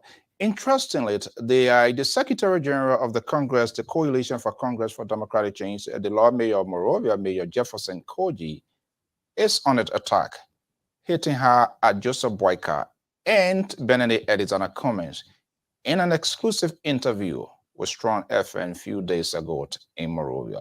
Let's listen to this and we'll have a conversation. I don't think Liberian people prepared to engage into gambling. So he's somebody that I also respect as well. And I always spoke to Cummings. If I would make a decision, I would make a decision with Cummings. You know why? Why? I think Cummings. Are you saying you prefer Cummings over Boyka? No, you can take it. I just trying to make my analysis. What are you saying? The analysis is clear. You see Cummings. See how Cummings look like. Cummings is his pitfall is that he's a stranger. He doesn't understand a lot of things and you can see that's why he become victim of some of his moves, because he falls short. Managing a coconut syndrome is not someone you be to say, you got to be, you're going to have a responsibility of more over 5 million people. No, they're not. It's quite different. What people just think when you come from doing business, whether you sell chicken soup, you sell so many things, no. To manage human being, to be dealing with human being, what their livelihood is contingent on the decision you make. No, those business as well. You have to deal with human beings. My man, it ain't not profit making. A man who say he won't make profit out of being, you come here. If you see you don't do business, man, you come here. People give you responsibility. You start doing business. People are clear thing. So I think you're doing here. You won't come do something. We allow you to be doing consultancy with your finance minister or somewhere to where you say you start making some analysis, release some model, you go that way. But to say you do political thing that gotta be on left here, yes, you have a united party that had 12 years here that recklessly mismanaged situation here. They are tinted. Then you come and someone already feel for him. All the time Cummings were leading. Cummings, you were serving as a leader. He did not honor your chairmanship. You were unable to have one single candidate on your ballot. You as a chairman. And I tell you that the people, in fact, the people, yeah, it's a small screen, but they're using it as a face. They don't believe in him. He's a friend of convenience. He's not a friend of commitment. Okay, so he's a friend of convenience. So the issue, I come along on the other issue about what you call Boyka. I am bothered and troubled about Boyka. Conspicuous silence over a man who lied. He's a Christian. Unfortunately, all the people are Christian. Their pastor need to be questioning these people. Anybody who is comfortable with lie and not say anything is terrible. This is extremely terrible. You say, like you say you want to be president, you communist. You say you're helping the people, you try to find all kinds of things. One of the major issues as a Christian, you as believer of a Christian faith, and you have a man who, you eat breakfast with a man on your table. This man go publicly and lie to the people. And you comfortably say there, you say what moral ground you have to question anybody in the government. If you say there, you don't even say anything about lying being it. You get very comfortable. Then black guy see is an old man. I respect him. Man was a lot of age. Very old man. Old people should be honest people. Old people should be very, it should be people who can be very uncomfortable with lies. But the old man go to bed like nothing moved the old man. And he said, I'm troubled about that. In the morning, he wake up, he said, this man lie. And that is same man use your image and say, and he homo, yeah. You try to prey on your supporter. The man lie, you old man, you say nothing about that. And you think it's a normal thing. Even in your church, how do you look at your pastor the next morning? Oh man, you are a Muslim, you know exactly what the Quran says about lies. You know exactly what the Quran says about lies. Yeah, and that's why a person like you, no, yeah, you are a smart young man. You will never, and that's what you say, you're truthful.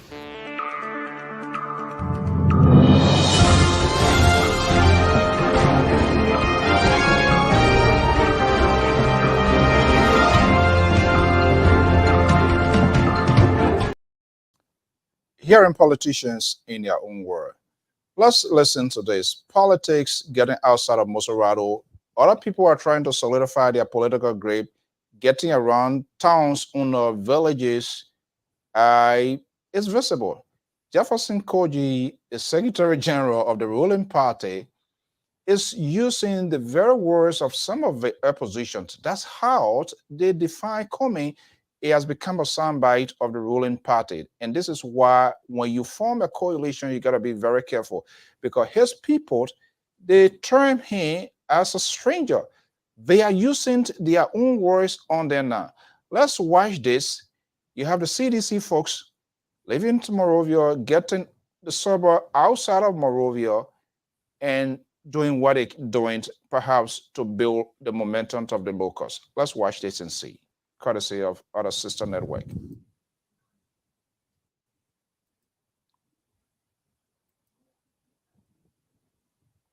Let's see here. Hold on 1 second. I'm gonna. We are going through the registration. But if you say let it be, we have to wait for it to be. No. Stop. When you say stop, no matter what I street there, we have to stop. When you say move, no matter what bitterness is there, we have to move. We will have to move. So on behalf of Grand Cape Mount and the entire people of Bar, because they are the hosts, the youth, the women, and even the unborn generation that we expect to come.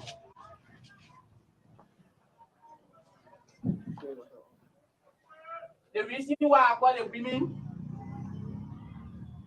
since we know from our forefather that day, when we receiving our people, whether be they abroad to come to Cape now, we stand under these trees, inside the people's house. We do a direct communication to our lawmaker and central government. So they will put something here that will be beneficiary to us when we are receiving our people, not be on the sun. So this is why I didn't go over there. How many people important person will be coming to us in our country, then we'll go receiving on the sun or in the rain. No, this is how carry on tradition. So the demon necessary, they say send the men. We talk, they can't do it. We're going to suggest and we're going to book we as women. Because you know sometimes when the women enter, they say that be, and you say no, you want where to be. When you're going there all up there, when they hold it tight, that you yourself will lose it. So they decide they don't want to put the structure down that when our people enter here, they will come under the you know, anything they not she is the head for that group. So now, on behalf of the entire people of Grand Cape County and in fact Labrador, because this is a concession era. We got different countries that live in here. This is what these are people who join together with you today to welcome Mr. Johnson. So, Mr. Johnson,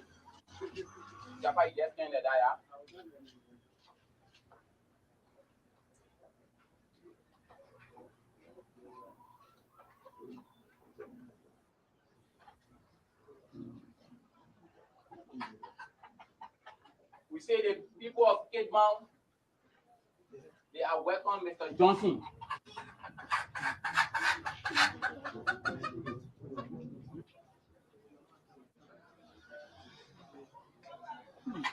Hold up, play though.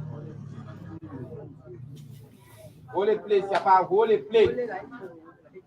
Beside that,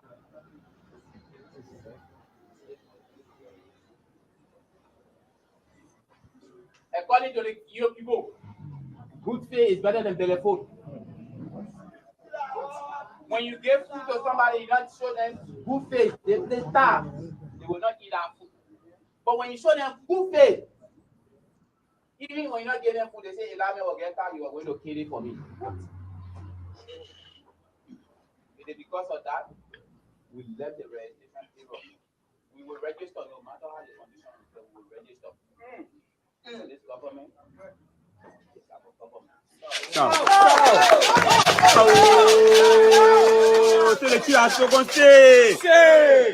Speak, honorable, speak. Some people left here, they went there and they saw it, and we came back, we look out, we hear our people. We won't get any later time, we kill our people. The people of Grand Cape Mountain, they say, they can come. You see any black inside? No. Clear heart. We say, no, now you. Black is see here. Come in there.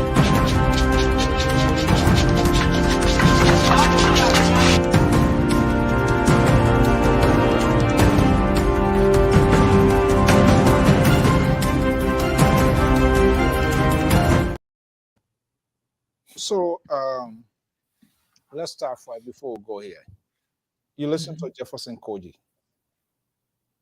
trying to define Alexander Cummings of the ANC, Joseph Boyka, some of the words that were used within their own cycle. He's repeating those. Later on, crossing to Cape Mount, performing doing those ritual traditional things, which of course all people traditional things, those are things that you can't ignore. Are these matters or we shouldn't pay attention to them? No, it is. The young man who spoke said the entire Cape Mount. But look at the age of the people there. You're talking about the entire Cape Mount. And maybe if I say the town or the village, maybe I will say about the entire Cape Mount. But he failed to mention, he did mention that he said, in fact, the entire, he tried to include everybody into his, that communication, he's communicating there. Of course, I mean, he's doing what he can do best. But I would leave that. It's good. I mean, everybody's supposed to, I'm sure that man want to be representative for that area. I sure. So he's now laying his groundwork, trying to introduce that to the people. That's fine. Every politician, every political party will do that. But then Jefferson Koji, I feel sorry for him. Wow. I don't know what he understood himself. You see, Mr. is not coming. He didn't say they say. He said, Mr. is not coming. It's your stranger. How can you define someone who was born in a country, was raised there, went to school there, everything? He gone by, he there for 6-7 years. You still, he say he is a stranger. Let's see, Mr. Cover. I know the network is challenging that. This evening here. I really I don't know what is the name. I will try to get your number. I don't know, or I can give my number. Hopefully, maybe to get some other information from other centers while we try to talk to our election commission's authority. But I know it's kind of a little bit late on your side there, but we really appreciate your time this evening. What do you want to say? Yeah, so sorry, I think I've been struggling with the connection. Yeah, but your show is one of the shows that I really admire because it speak most time to national issue, and then the issue about voter registration. I think it's everybody's business, and we just want to encourage our brothers and sisters to take advantage of the process and not just the intention of getting the ID card, but they should also turn out to vote when the time comes. Is that your first time listening to LPR, or have you listened to our network before? I've been listening to your network before. What do Sometimes we I need? just sit back and follow your conversation. Yeah. Oh, really? What do we need to improve on? Honestly, oh God, don't even look at my face. What do you? Where are we falling short that we need to improve, or we need to do it, for better life? I mean, all of the politicians I see, then everybody.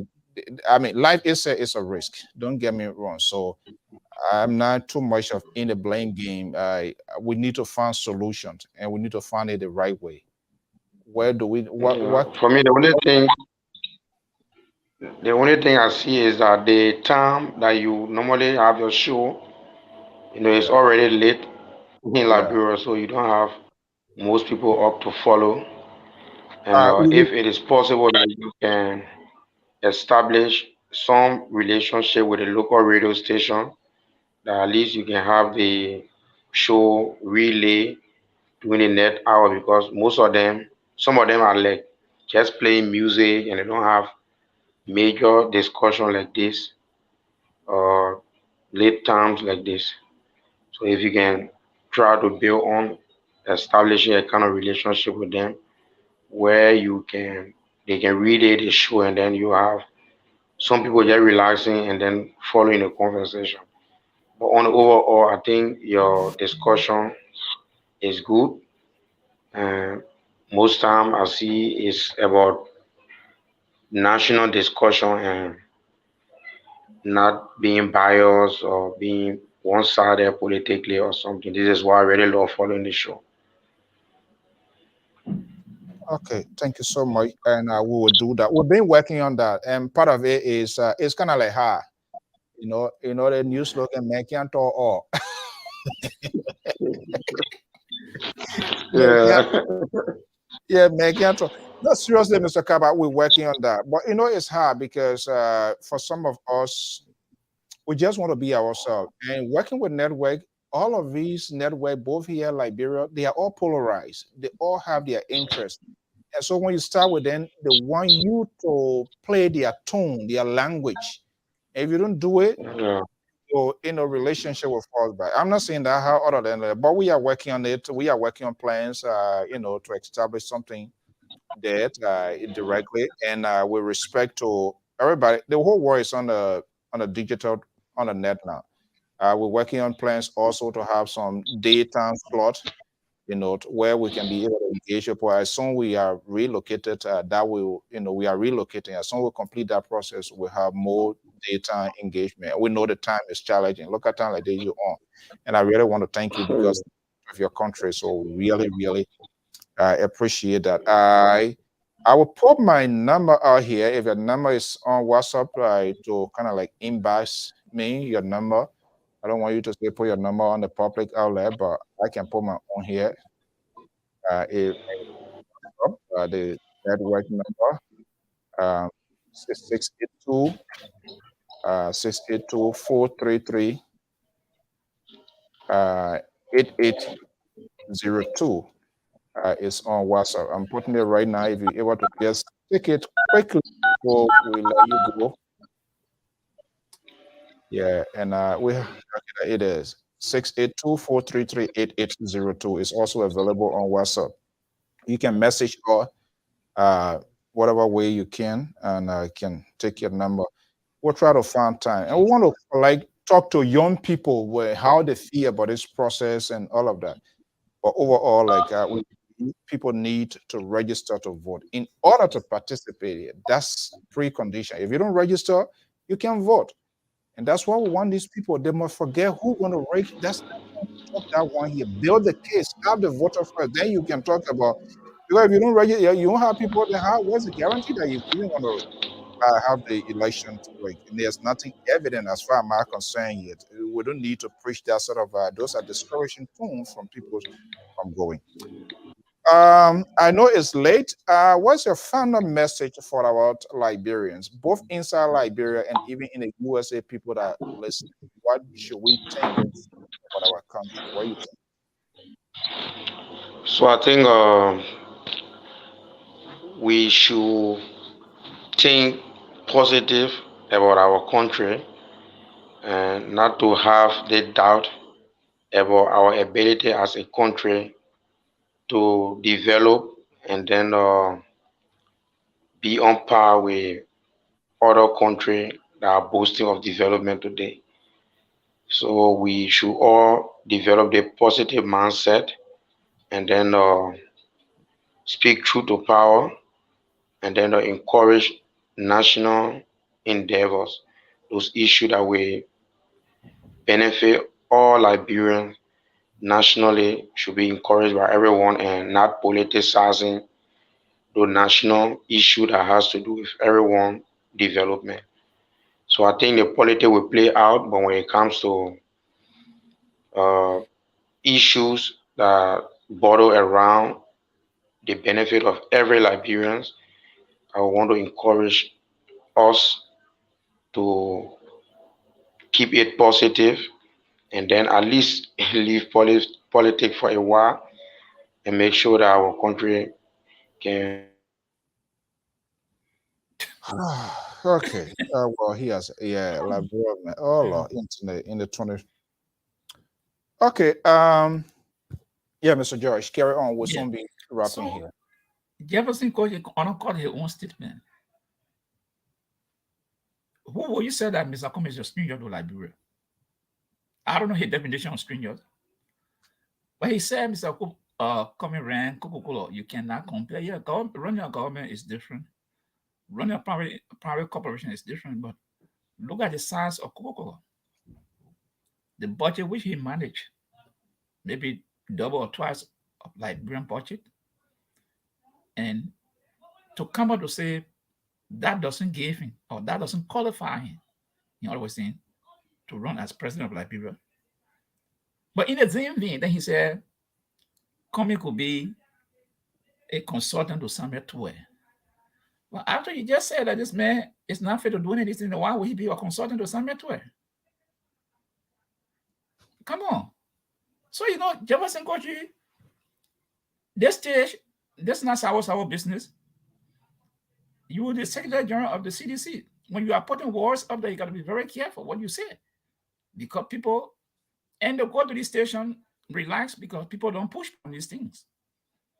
So these are the problems. To question Mr. Comey's ability to rule Liberia, you think he's just a mere Coca-Cola, a 500 fortune company? Do real Jefferson really know what he's talking about? Comey did not interact with children. This man was in a country, a 500 fortune company. He talked to head of state. He met prime ministers. It's not maybe Jefferson Kochi Maria said how you're talking about.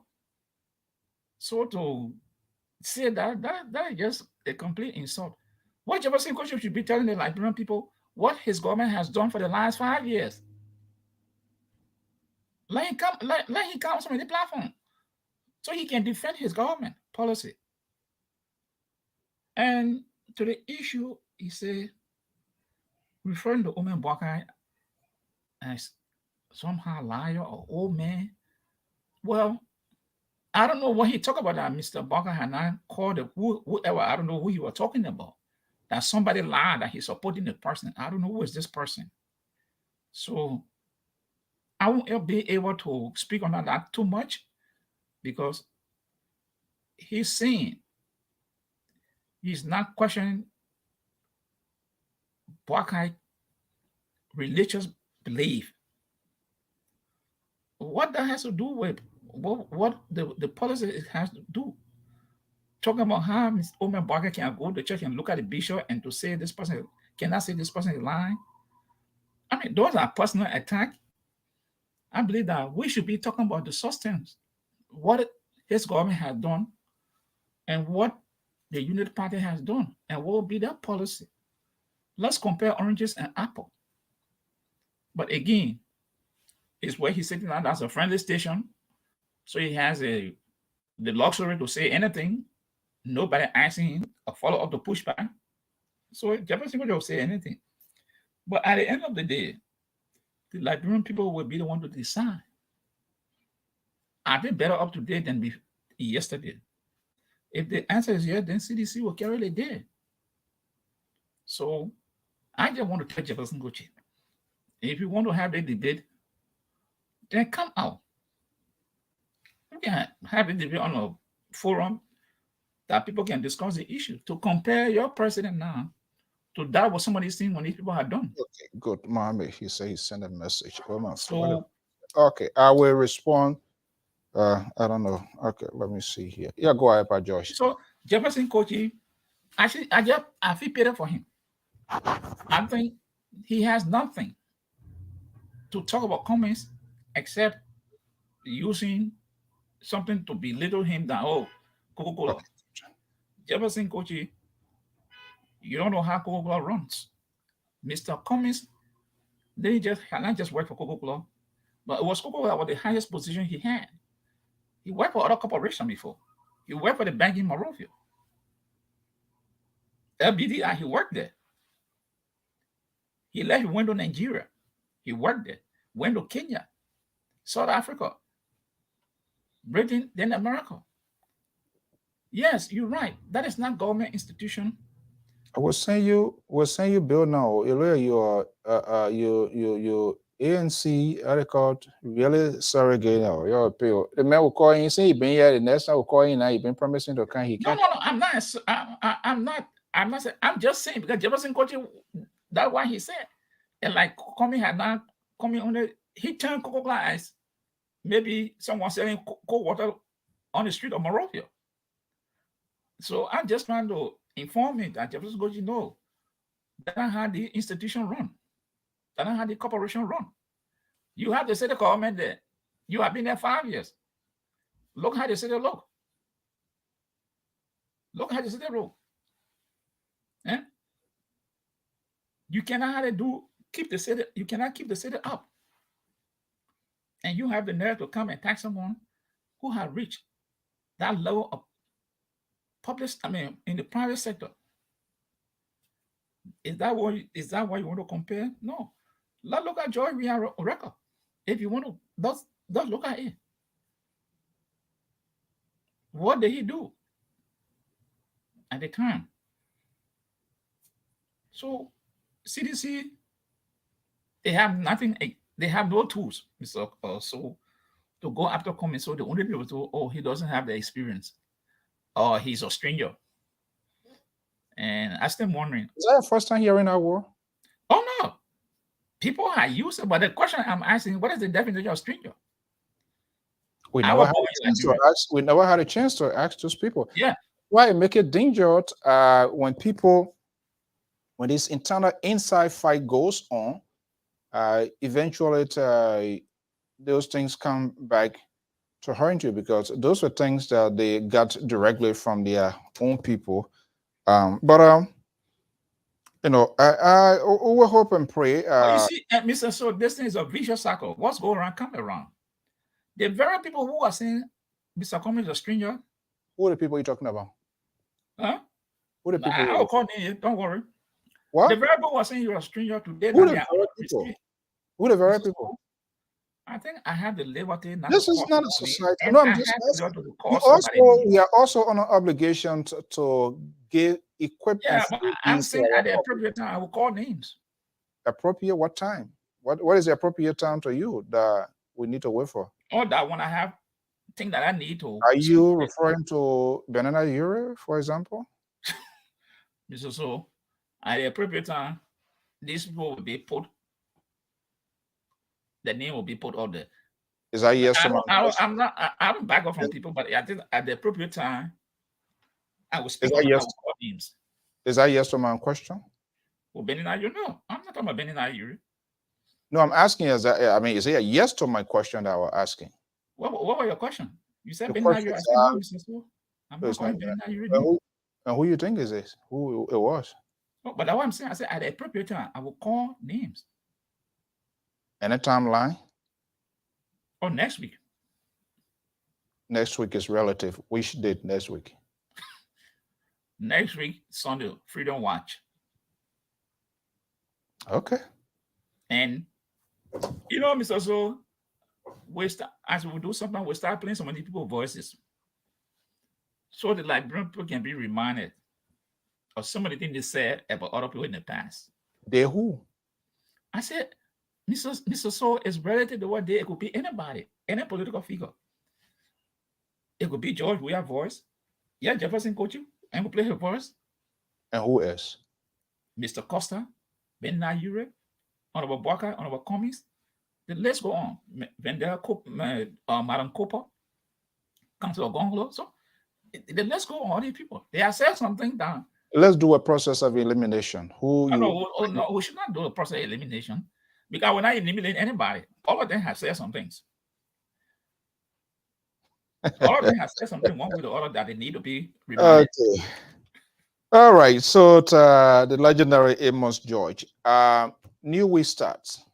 Any drama you think they're going to happen again, which is of course is you.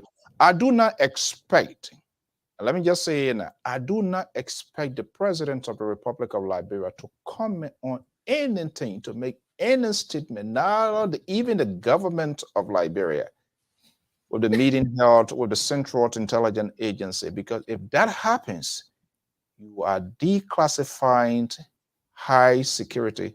There is a reason for which, and I know he knows that better. And I don't think that probably if people were to be in the proximity by just guessing and seeing what is unfolding, maybe the Minister of Justice, the Defense Minister, or other people, I don't think. If anybody, I'm just making a well-educated guess, considering the nature, the venue of that meeting, probably if somebody is to enter that hall with the president, it'll be the Minister of Justice, who happens to be like equivalent to the Attorney General here, and the Defense Minister. And I said did the NSA boss come with him? I'm not sure. I don't want to make a definitive statement. But the finance minister came. The finance minister came. Well, they are, they are people. Always those are kind of like real ears eaters of the executive. So obviously, Samuel too, we're not going to. But if the national security director is here, then I assume those people. And the president, the government, not going to say anything. You're not even going to hear anything from Uncle Sam.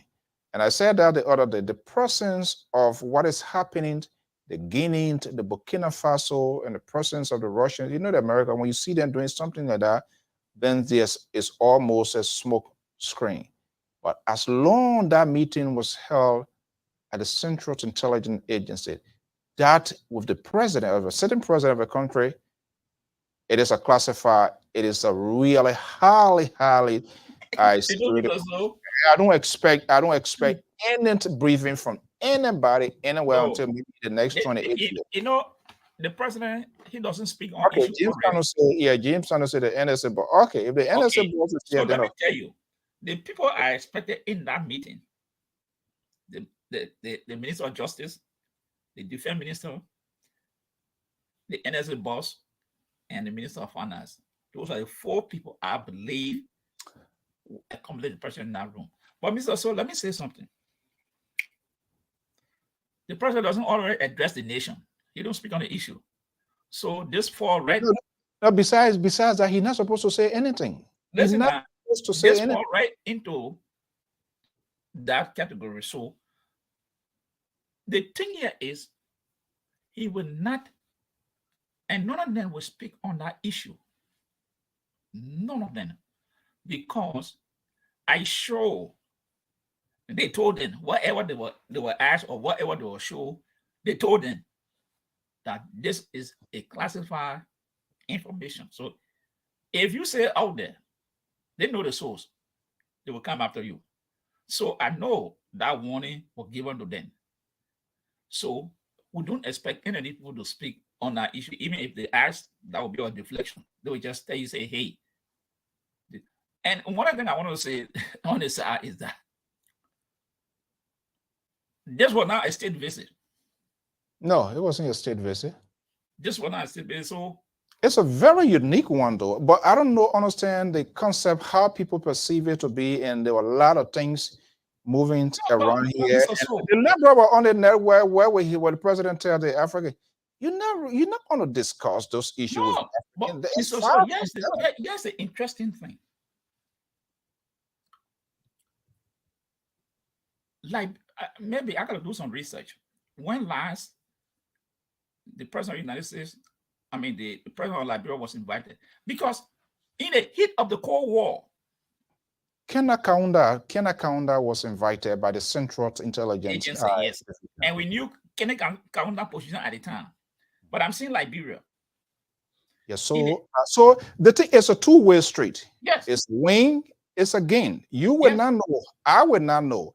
The only persons who knows, and maybe not even now, in the next 30, 15 years, because when that information is declassified, you don't.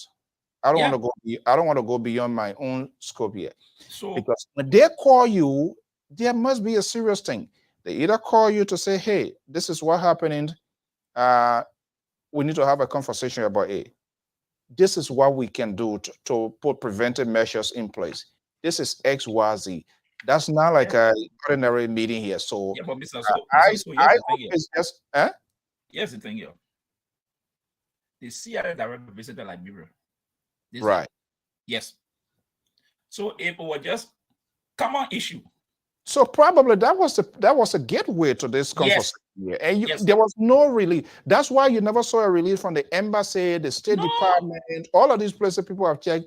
You will never see a statement. And just people just go to bed and forget about our president. We are Joy. We are a group. Kind of forget it. You will never know. And not even our generation. Yeah. This guy, Pearson. Google that name. You will see him. The day the president was coming here, Pearson was going back. Pearson was in Monrovia. I think that Thursday or Friday, Pearson went back. Pearson is the head of the CIA in Monrovia. Google his name. So the question here is, the CIA boss went to Monrovia. After what? Let's say a month or so, 6 weeks, the president is invited to come to meet with the CIA directly. They paved the way. I mean, yes, to meet with the president directly. But the fun I wanted to play, what I was saying is that why this time citizens didn't turn out to welcome the president? Why would you say that? But so the last time when he came for an African summit, and that was a state visit. You said this is not a state visit. So why would the president, I think he had a day after the meeting. He was gone. Amos Joyce. You guys from Atlanta, Georgia, you're full of drama. What are you talking about? You said it's not a state visit. It's not a state visit. The president came on us. Mr. So hold on there. Eugene Nangbe, the last time when they came for that conference, he said that the president was coming back this time to visit, to meet with President Biden, which at the time they would sit down to talk, to have a tete-a-tete discussion. So listen now. Before he came the last time, the minister also said that the time he was coming, Joe Biden was busy, so that meeting was rescheduled again. Now this time, this time he came, was invited directly by the CIA. We always just continue to speculate. But someone knows that there are issues in Liberia, which is of greater concern. Good or bad? Bad. No good one? This is so. No, I'm just asking. If it's good, if it is good, I don't think we see this kind of level of visit back and forth. No. So let's have an honest conversation here. Okay, hold on. For the sake of the conversation, good.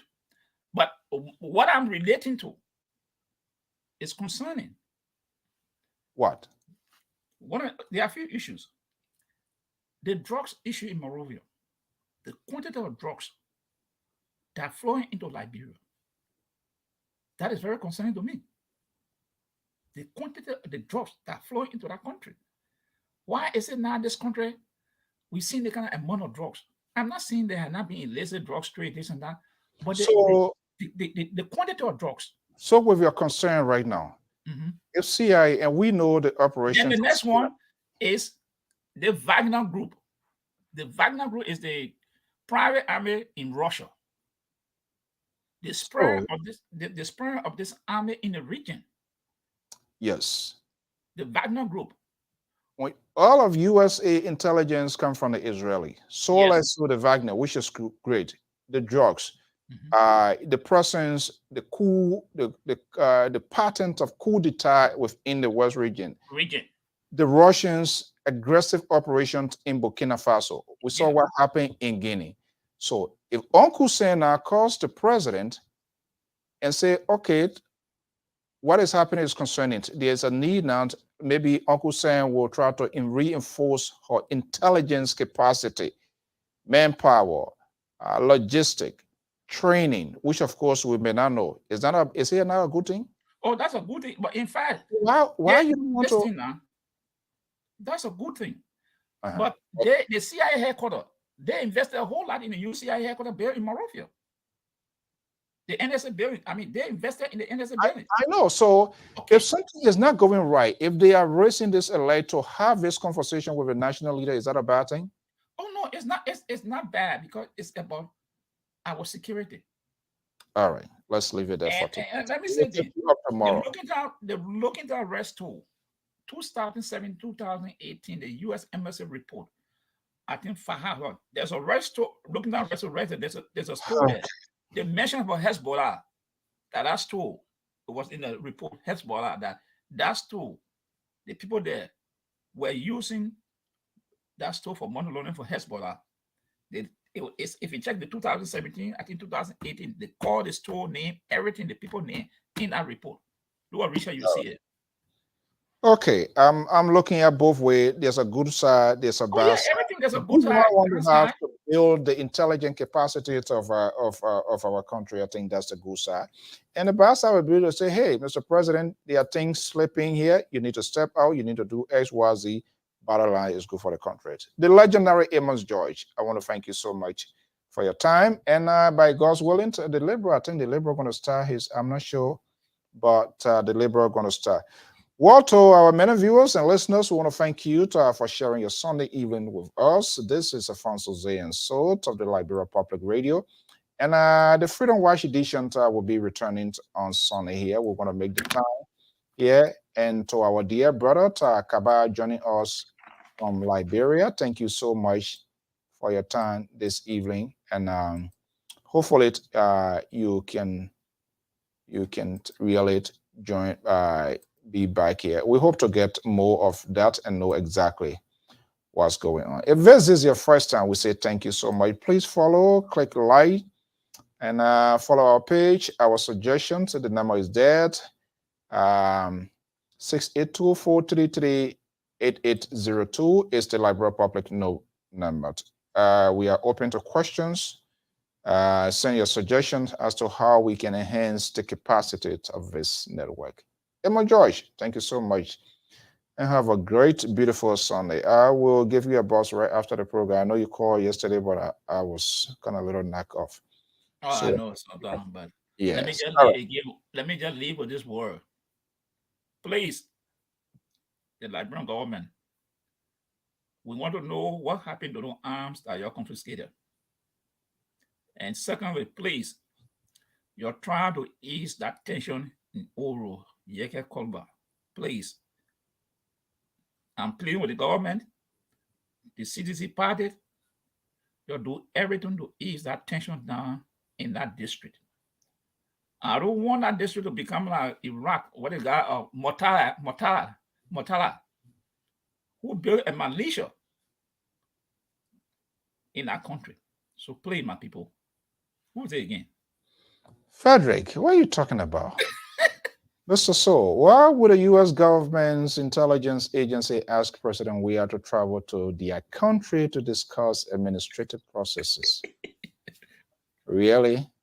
You You must, I think that was the best time the president to use a charter flight. If you get a call and they ask you, you know how many people waiting to go to that intelligence department or so?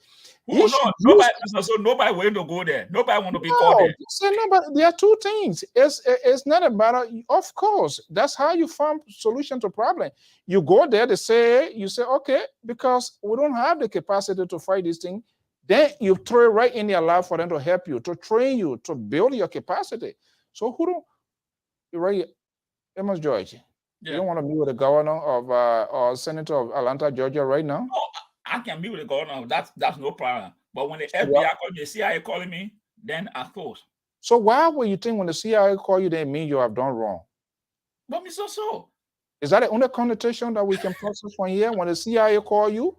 Well, there are only two things. Either they call you to question you or the one you work for them. But if the one you work for them, they will not call you like that. No, he's the sitting president, so they're not going to call him to work for them. No. So. No, I think I disagree with that. Okay, my man. Thank you. So I'm just saying. I don't want to be called. I don't want the FBI knocking my door. Please. No, the FBI, they're not FBI. CIA operation is always outside of the country. They're not. The FBI. When you say FBI, then you talk about the CIA work outside of the United States. So right. I don't want them calling me because the boss making to see me. They can't call you because you're not controlling anybody, nothing. So they can't call you. They can't call me. But if you're president of Liberia and there's an issue and they want to help or they want to bring it to your concern, then they have to call you. So why the director when they're going to discuss it with him then? The director is not a commander in chief of the Republic of Liberia. The boss staff is with the president. So if they're calling the president, if the director of NSA is not up to the task, if the director of NSA needs to be retrained or something is lacking, they will communicate that with the president. Look, your NFS chief, the intel is not up. Yeah, so we can do it.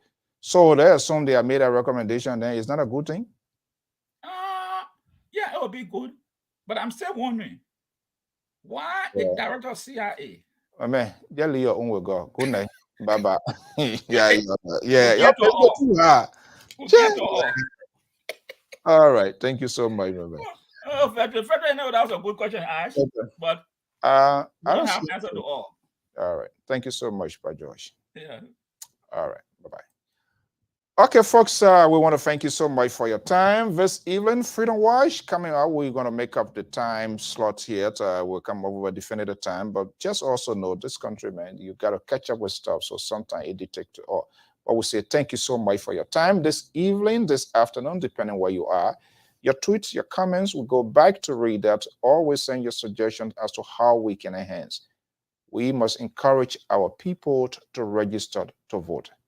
I am vehemently against this sort of red meat, this sort of conspiracy.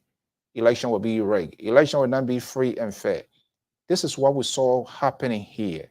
And this is what, up to this point in time, there are some people still who don't still believe, who are still in denial that Joe Biden is not the president. Saying that, you're simply telling your supporters not to turn out, not to vote, because you are invalidated the process already. You are placed clouds over the process. So what happens if another opposition wins it? Then we shouldn't accept the result of the election. That's what you're telling us. It needs to stop. Tell your people, create an awareness, identify your supporters, be strategic, know who for you, and those who are not for you, work hard to win them over. And it's strictly by policy. So your strategic process you're going to put in place.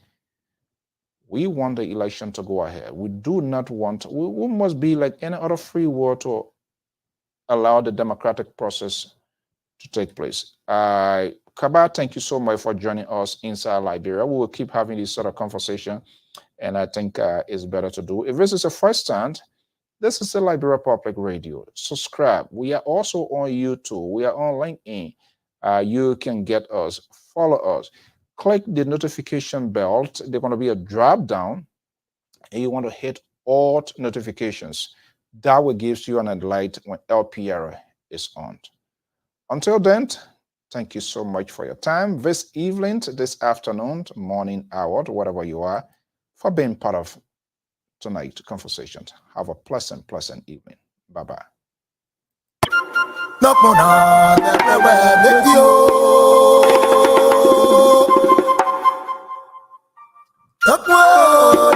And please here quickly here, this book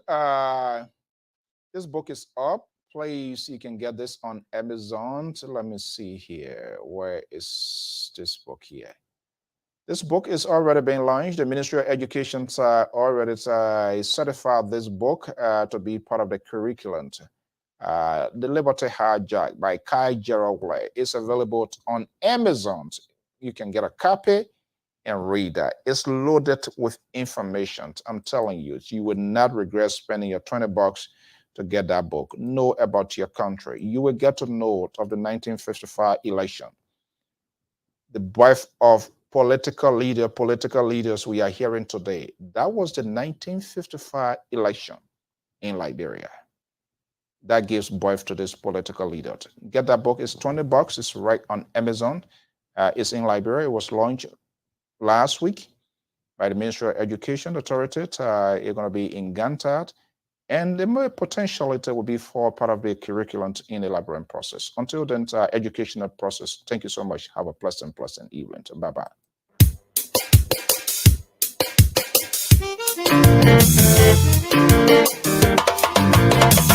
So let me go to my Alan Brown here.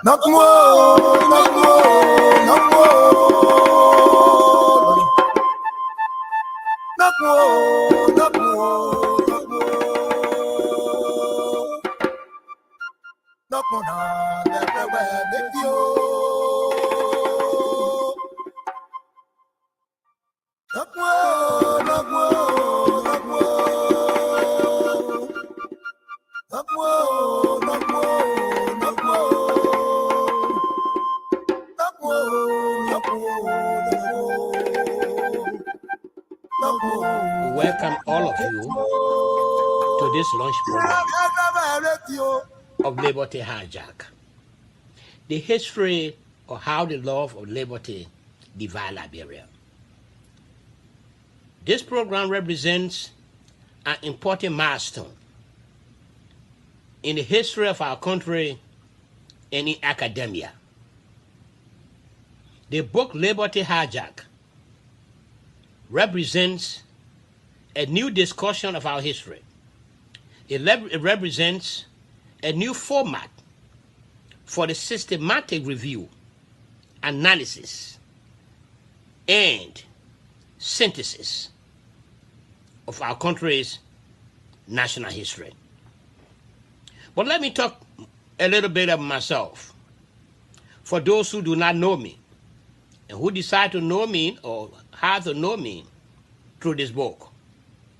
I come from the village of Sanquin. This book discusses the divide in our country.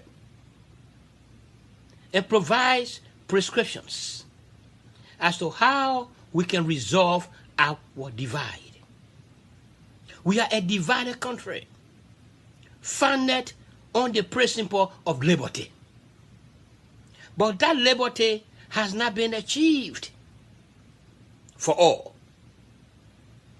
Those who came before us, who discussed our history, discussed it in a way that negated an important aspect of our national history. It was selective. It was not inclusive. It was not comprehensive. It's like a boy who grew up in Sanquin, in the southeastern region of Liberia. Folks will not find Sanquin on the map. It was a little village, a logging companies operating the village, exploiting the resources. But there's no school in Sanquin. We're about 400 kids, 500 kids, no school. We had to walk 2 hours a day to go to the nearby school in Pine Town to obtain elementary education. We were kids then. I saw the contradiction in Sanquin between the have and the have not, between the have more than one more, and between those who could not afford. In our city, in our village, Vice President Jane Green and the expatriates had access to electricity. The bulk of our village, 99% of the village, was in darkness.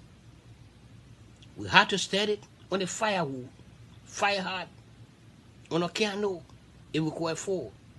And fly lights were luxury at the time. But I'm not looking at my own upbringing as a defeat. I consider it as a preamble, as a fulcrum that made me to be who I am today. Those all from Sanquin are resilience. When I grew up in Sanquin, discrimination was high. I came from two group of families, the settlers family and the indigenous family. My father lived with the Roberts in Sino. He adopted the name Jesse Roberts. So they ascribed on me the name Joseph Roberts. So when I was in Greenville, folks were calling me Joseph Roberts. But I was in Sanquin, they were calling me Kai Wule. And those in Sanquin did not want to call me Joseph Roberts. And those in Greenville, Sano County, did not want to call me Kai Wule. I saw the contradictions, the division. But that taught me the dignity of respect for the views of others, even when we disagree with them. I disagree with the division, but I thought I would do something about it. In our country, we do not discuss our discussion, do not center around our division. We say we'll talk about it later. We continue to do that today. But I think researching our past, as dramatic, as traumatic, and as painful it will be, it is important for each of us to understand.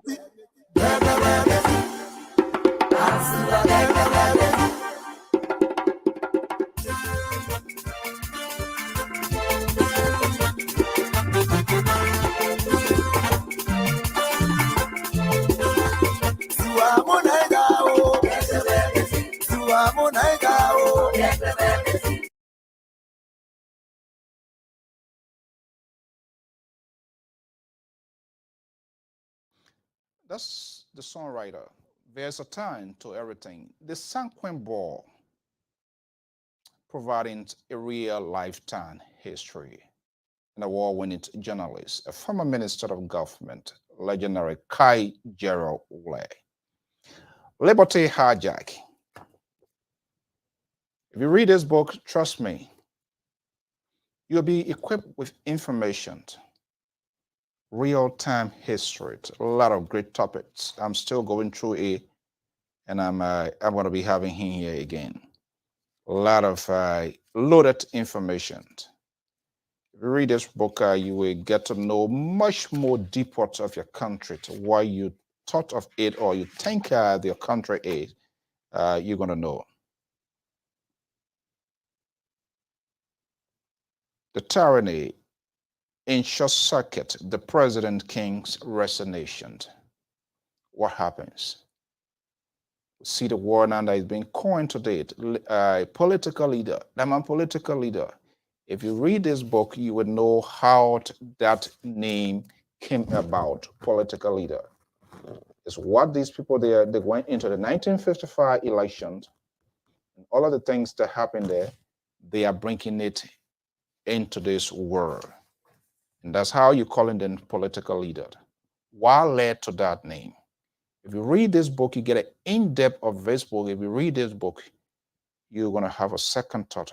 But why are they, how they got this political leader name? Why? All about entitlement. They take it to be their own. And that's why we are not building institutions. We need to build institutions to sustain. Where is NDPL? The Chewy Party, Liberal Action Party? Well, all of these parties is because they were not structured as an institution. They were centered around individual. Well, it becomes a CDC, like the seditions are saying, after the 12 years of President Weah. Who is the next phase? Who are they preparing? The ANC. If Alexander Cummings gave way, because he alluded on this network, that if it doesn't go his will, he will more or less focus on the foundation. If that, I'm not declaring that he's going to lose the election. That's not what I'm saying. But where is the preparation now in the event? Unity Party. There was no strategic plan. Helen Johnson said he left Unity Party in a turmoil. The 12 years, knowing at the end of a time, there could have been a good preparation for the Unity Party to be structured. That did not happen. She came right here in New York and she said the country needed a generational change. Was unable to lift the hands of the guy who served for 12 years. What it suggests, it clearly speaks all of our leaders is all about themselves. So the party is centered around them. So when they are faded away, when they leave stage, the party struggle. And this is why we have all of these proliferations of political parties. And that's what we must think about. That's what we must think about. Even the ruling establishment now. The president, we are at this point in time say, oh, okay, well, I want to go into retirement. Let me enjoy my Social Security. I intend not to contest. Who would they be putting forward? They're going to be scrambling. Joseph Boyka, Ellis Kumi, and decided, you know what, enough is enough. I think I better enjoy my money. Who do they have? This is why you see in the Western world, like this country, nearly every election, you will always hear from the Democrats and the Republicans a rising star. They try to grow new future because they know at some point in time, these leaders will leave or anything can happen. But they want the value, the ideology of the party to be sustained, to live on forever, whether with or without. But we can't do that. When somebody starts to come out to be the next person now, start preparing his or herself for CDC, ANC, guess what? Chief, they may want to take over now. And what happened? So these drawbacks help to kill the dream of our country. Read a book and you're going to get more details. Have a pleasant evening. SB, Estimo Tablet, thank you so much. And all of you great people. Without you, we can't just do what we're doing. And this is why when we are so exhausted, we have to come here because you trust us and we believe in you. And we intend not to leave you by the wayside. Thank you so much.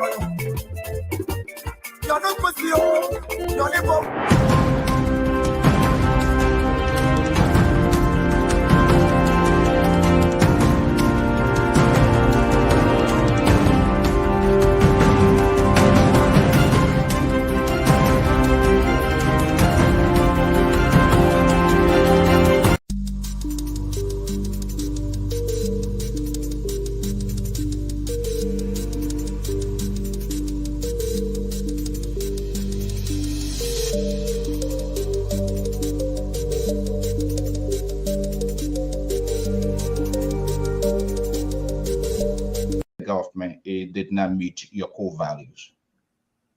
I resigned. Before I resigned, I issued a 13-page press statement. It's on the internet. If you check, you'll find it. And then the president subsequently called me back into government because at that time, she had sent all the cabinet ministers home for 2 weeks compulsory leave. I was one of those that she called back.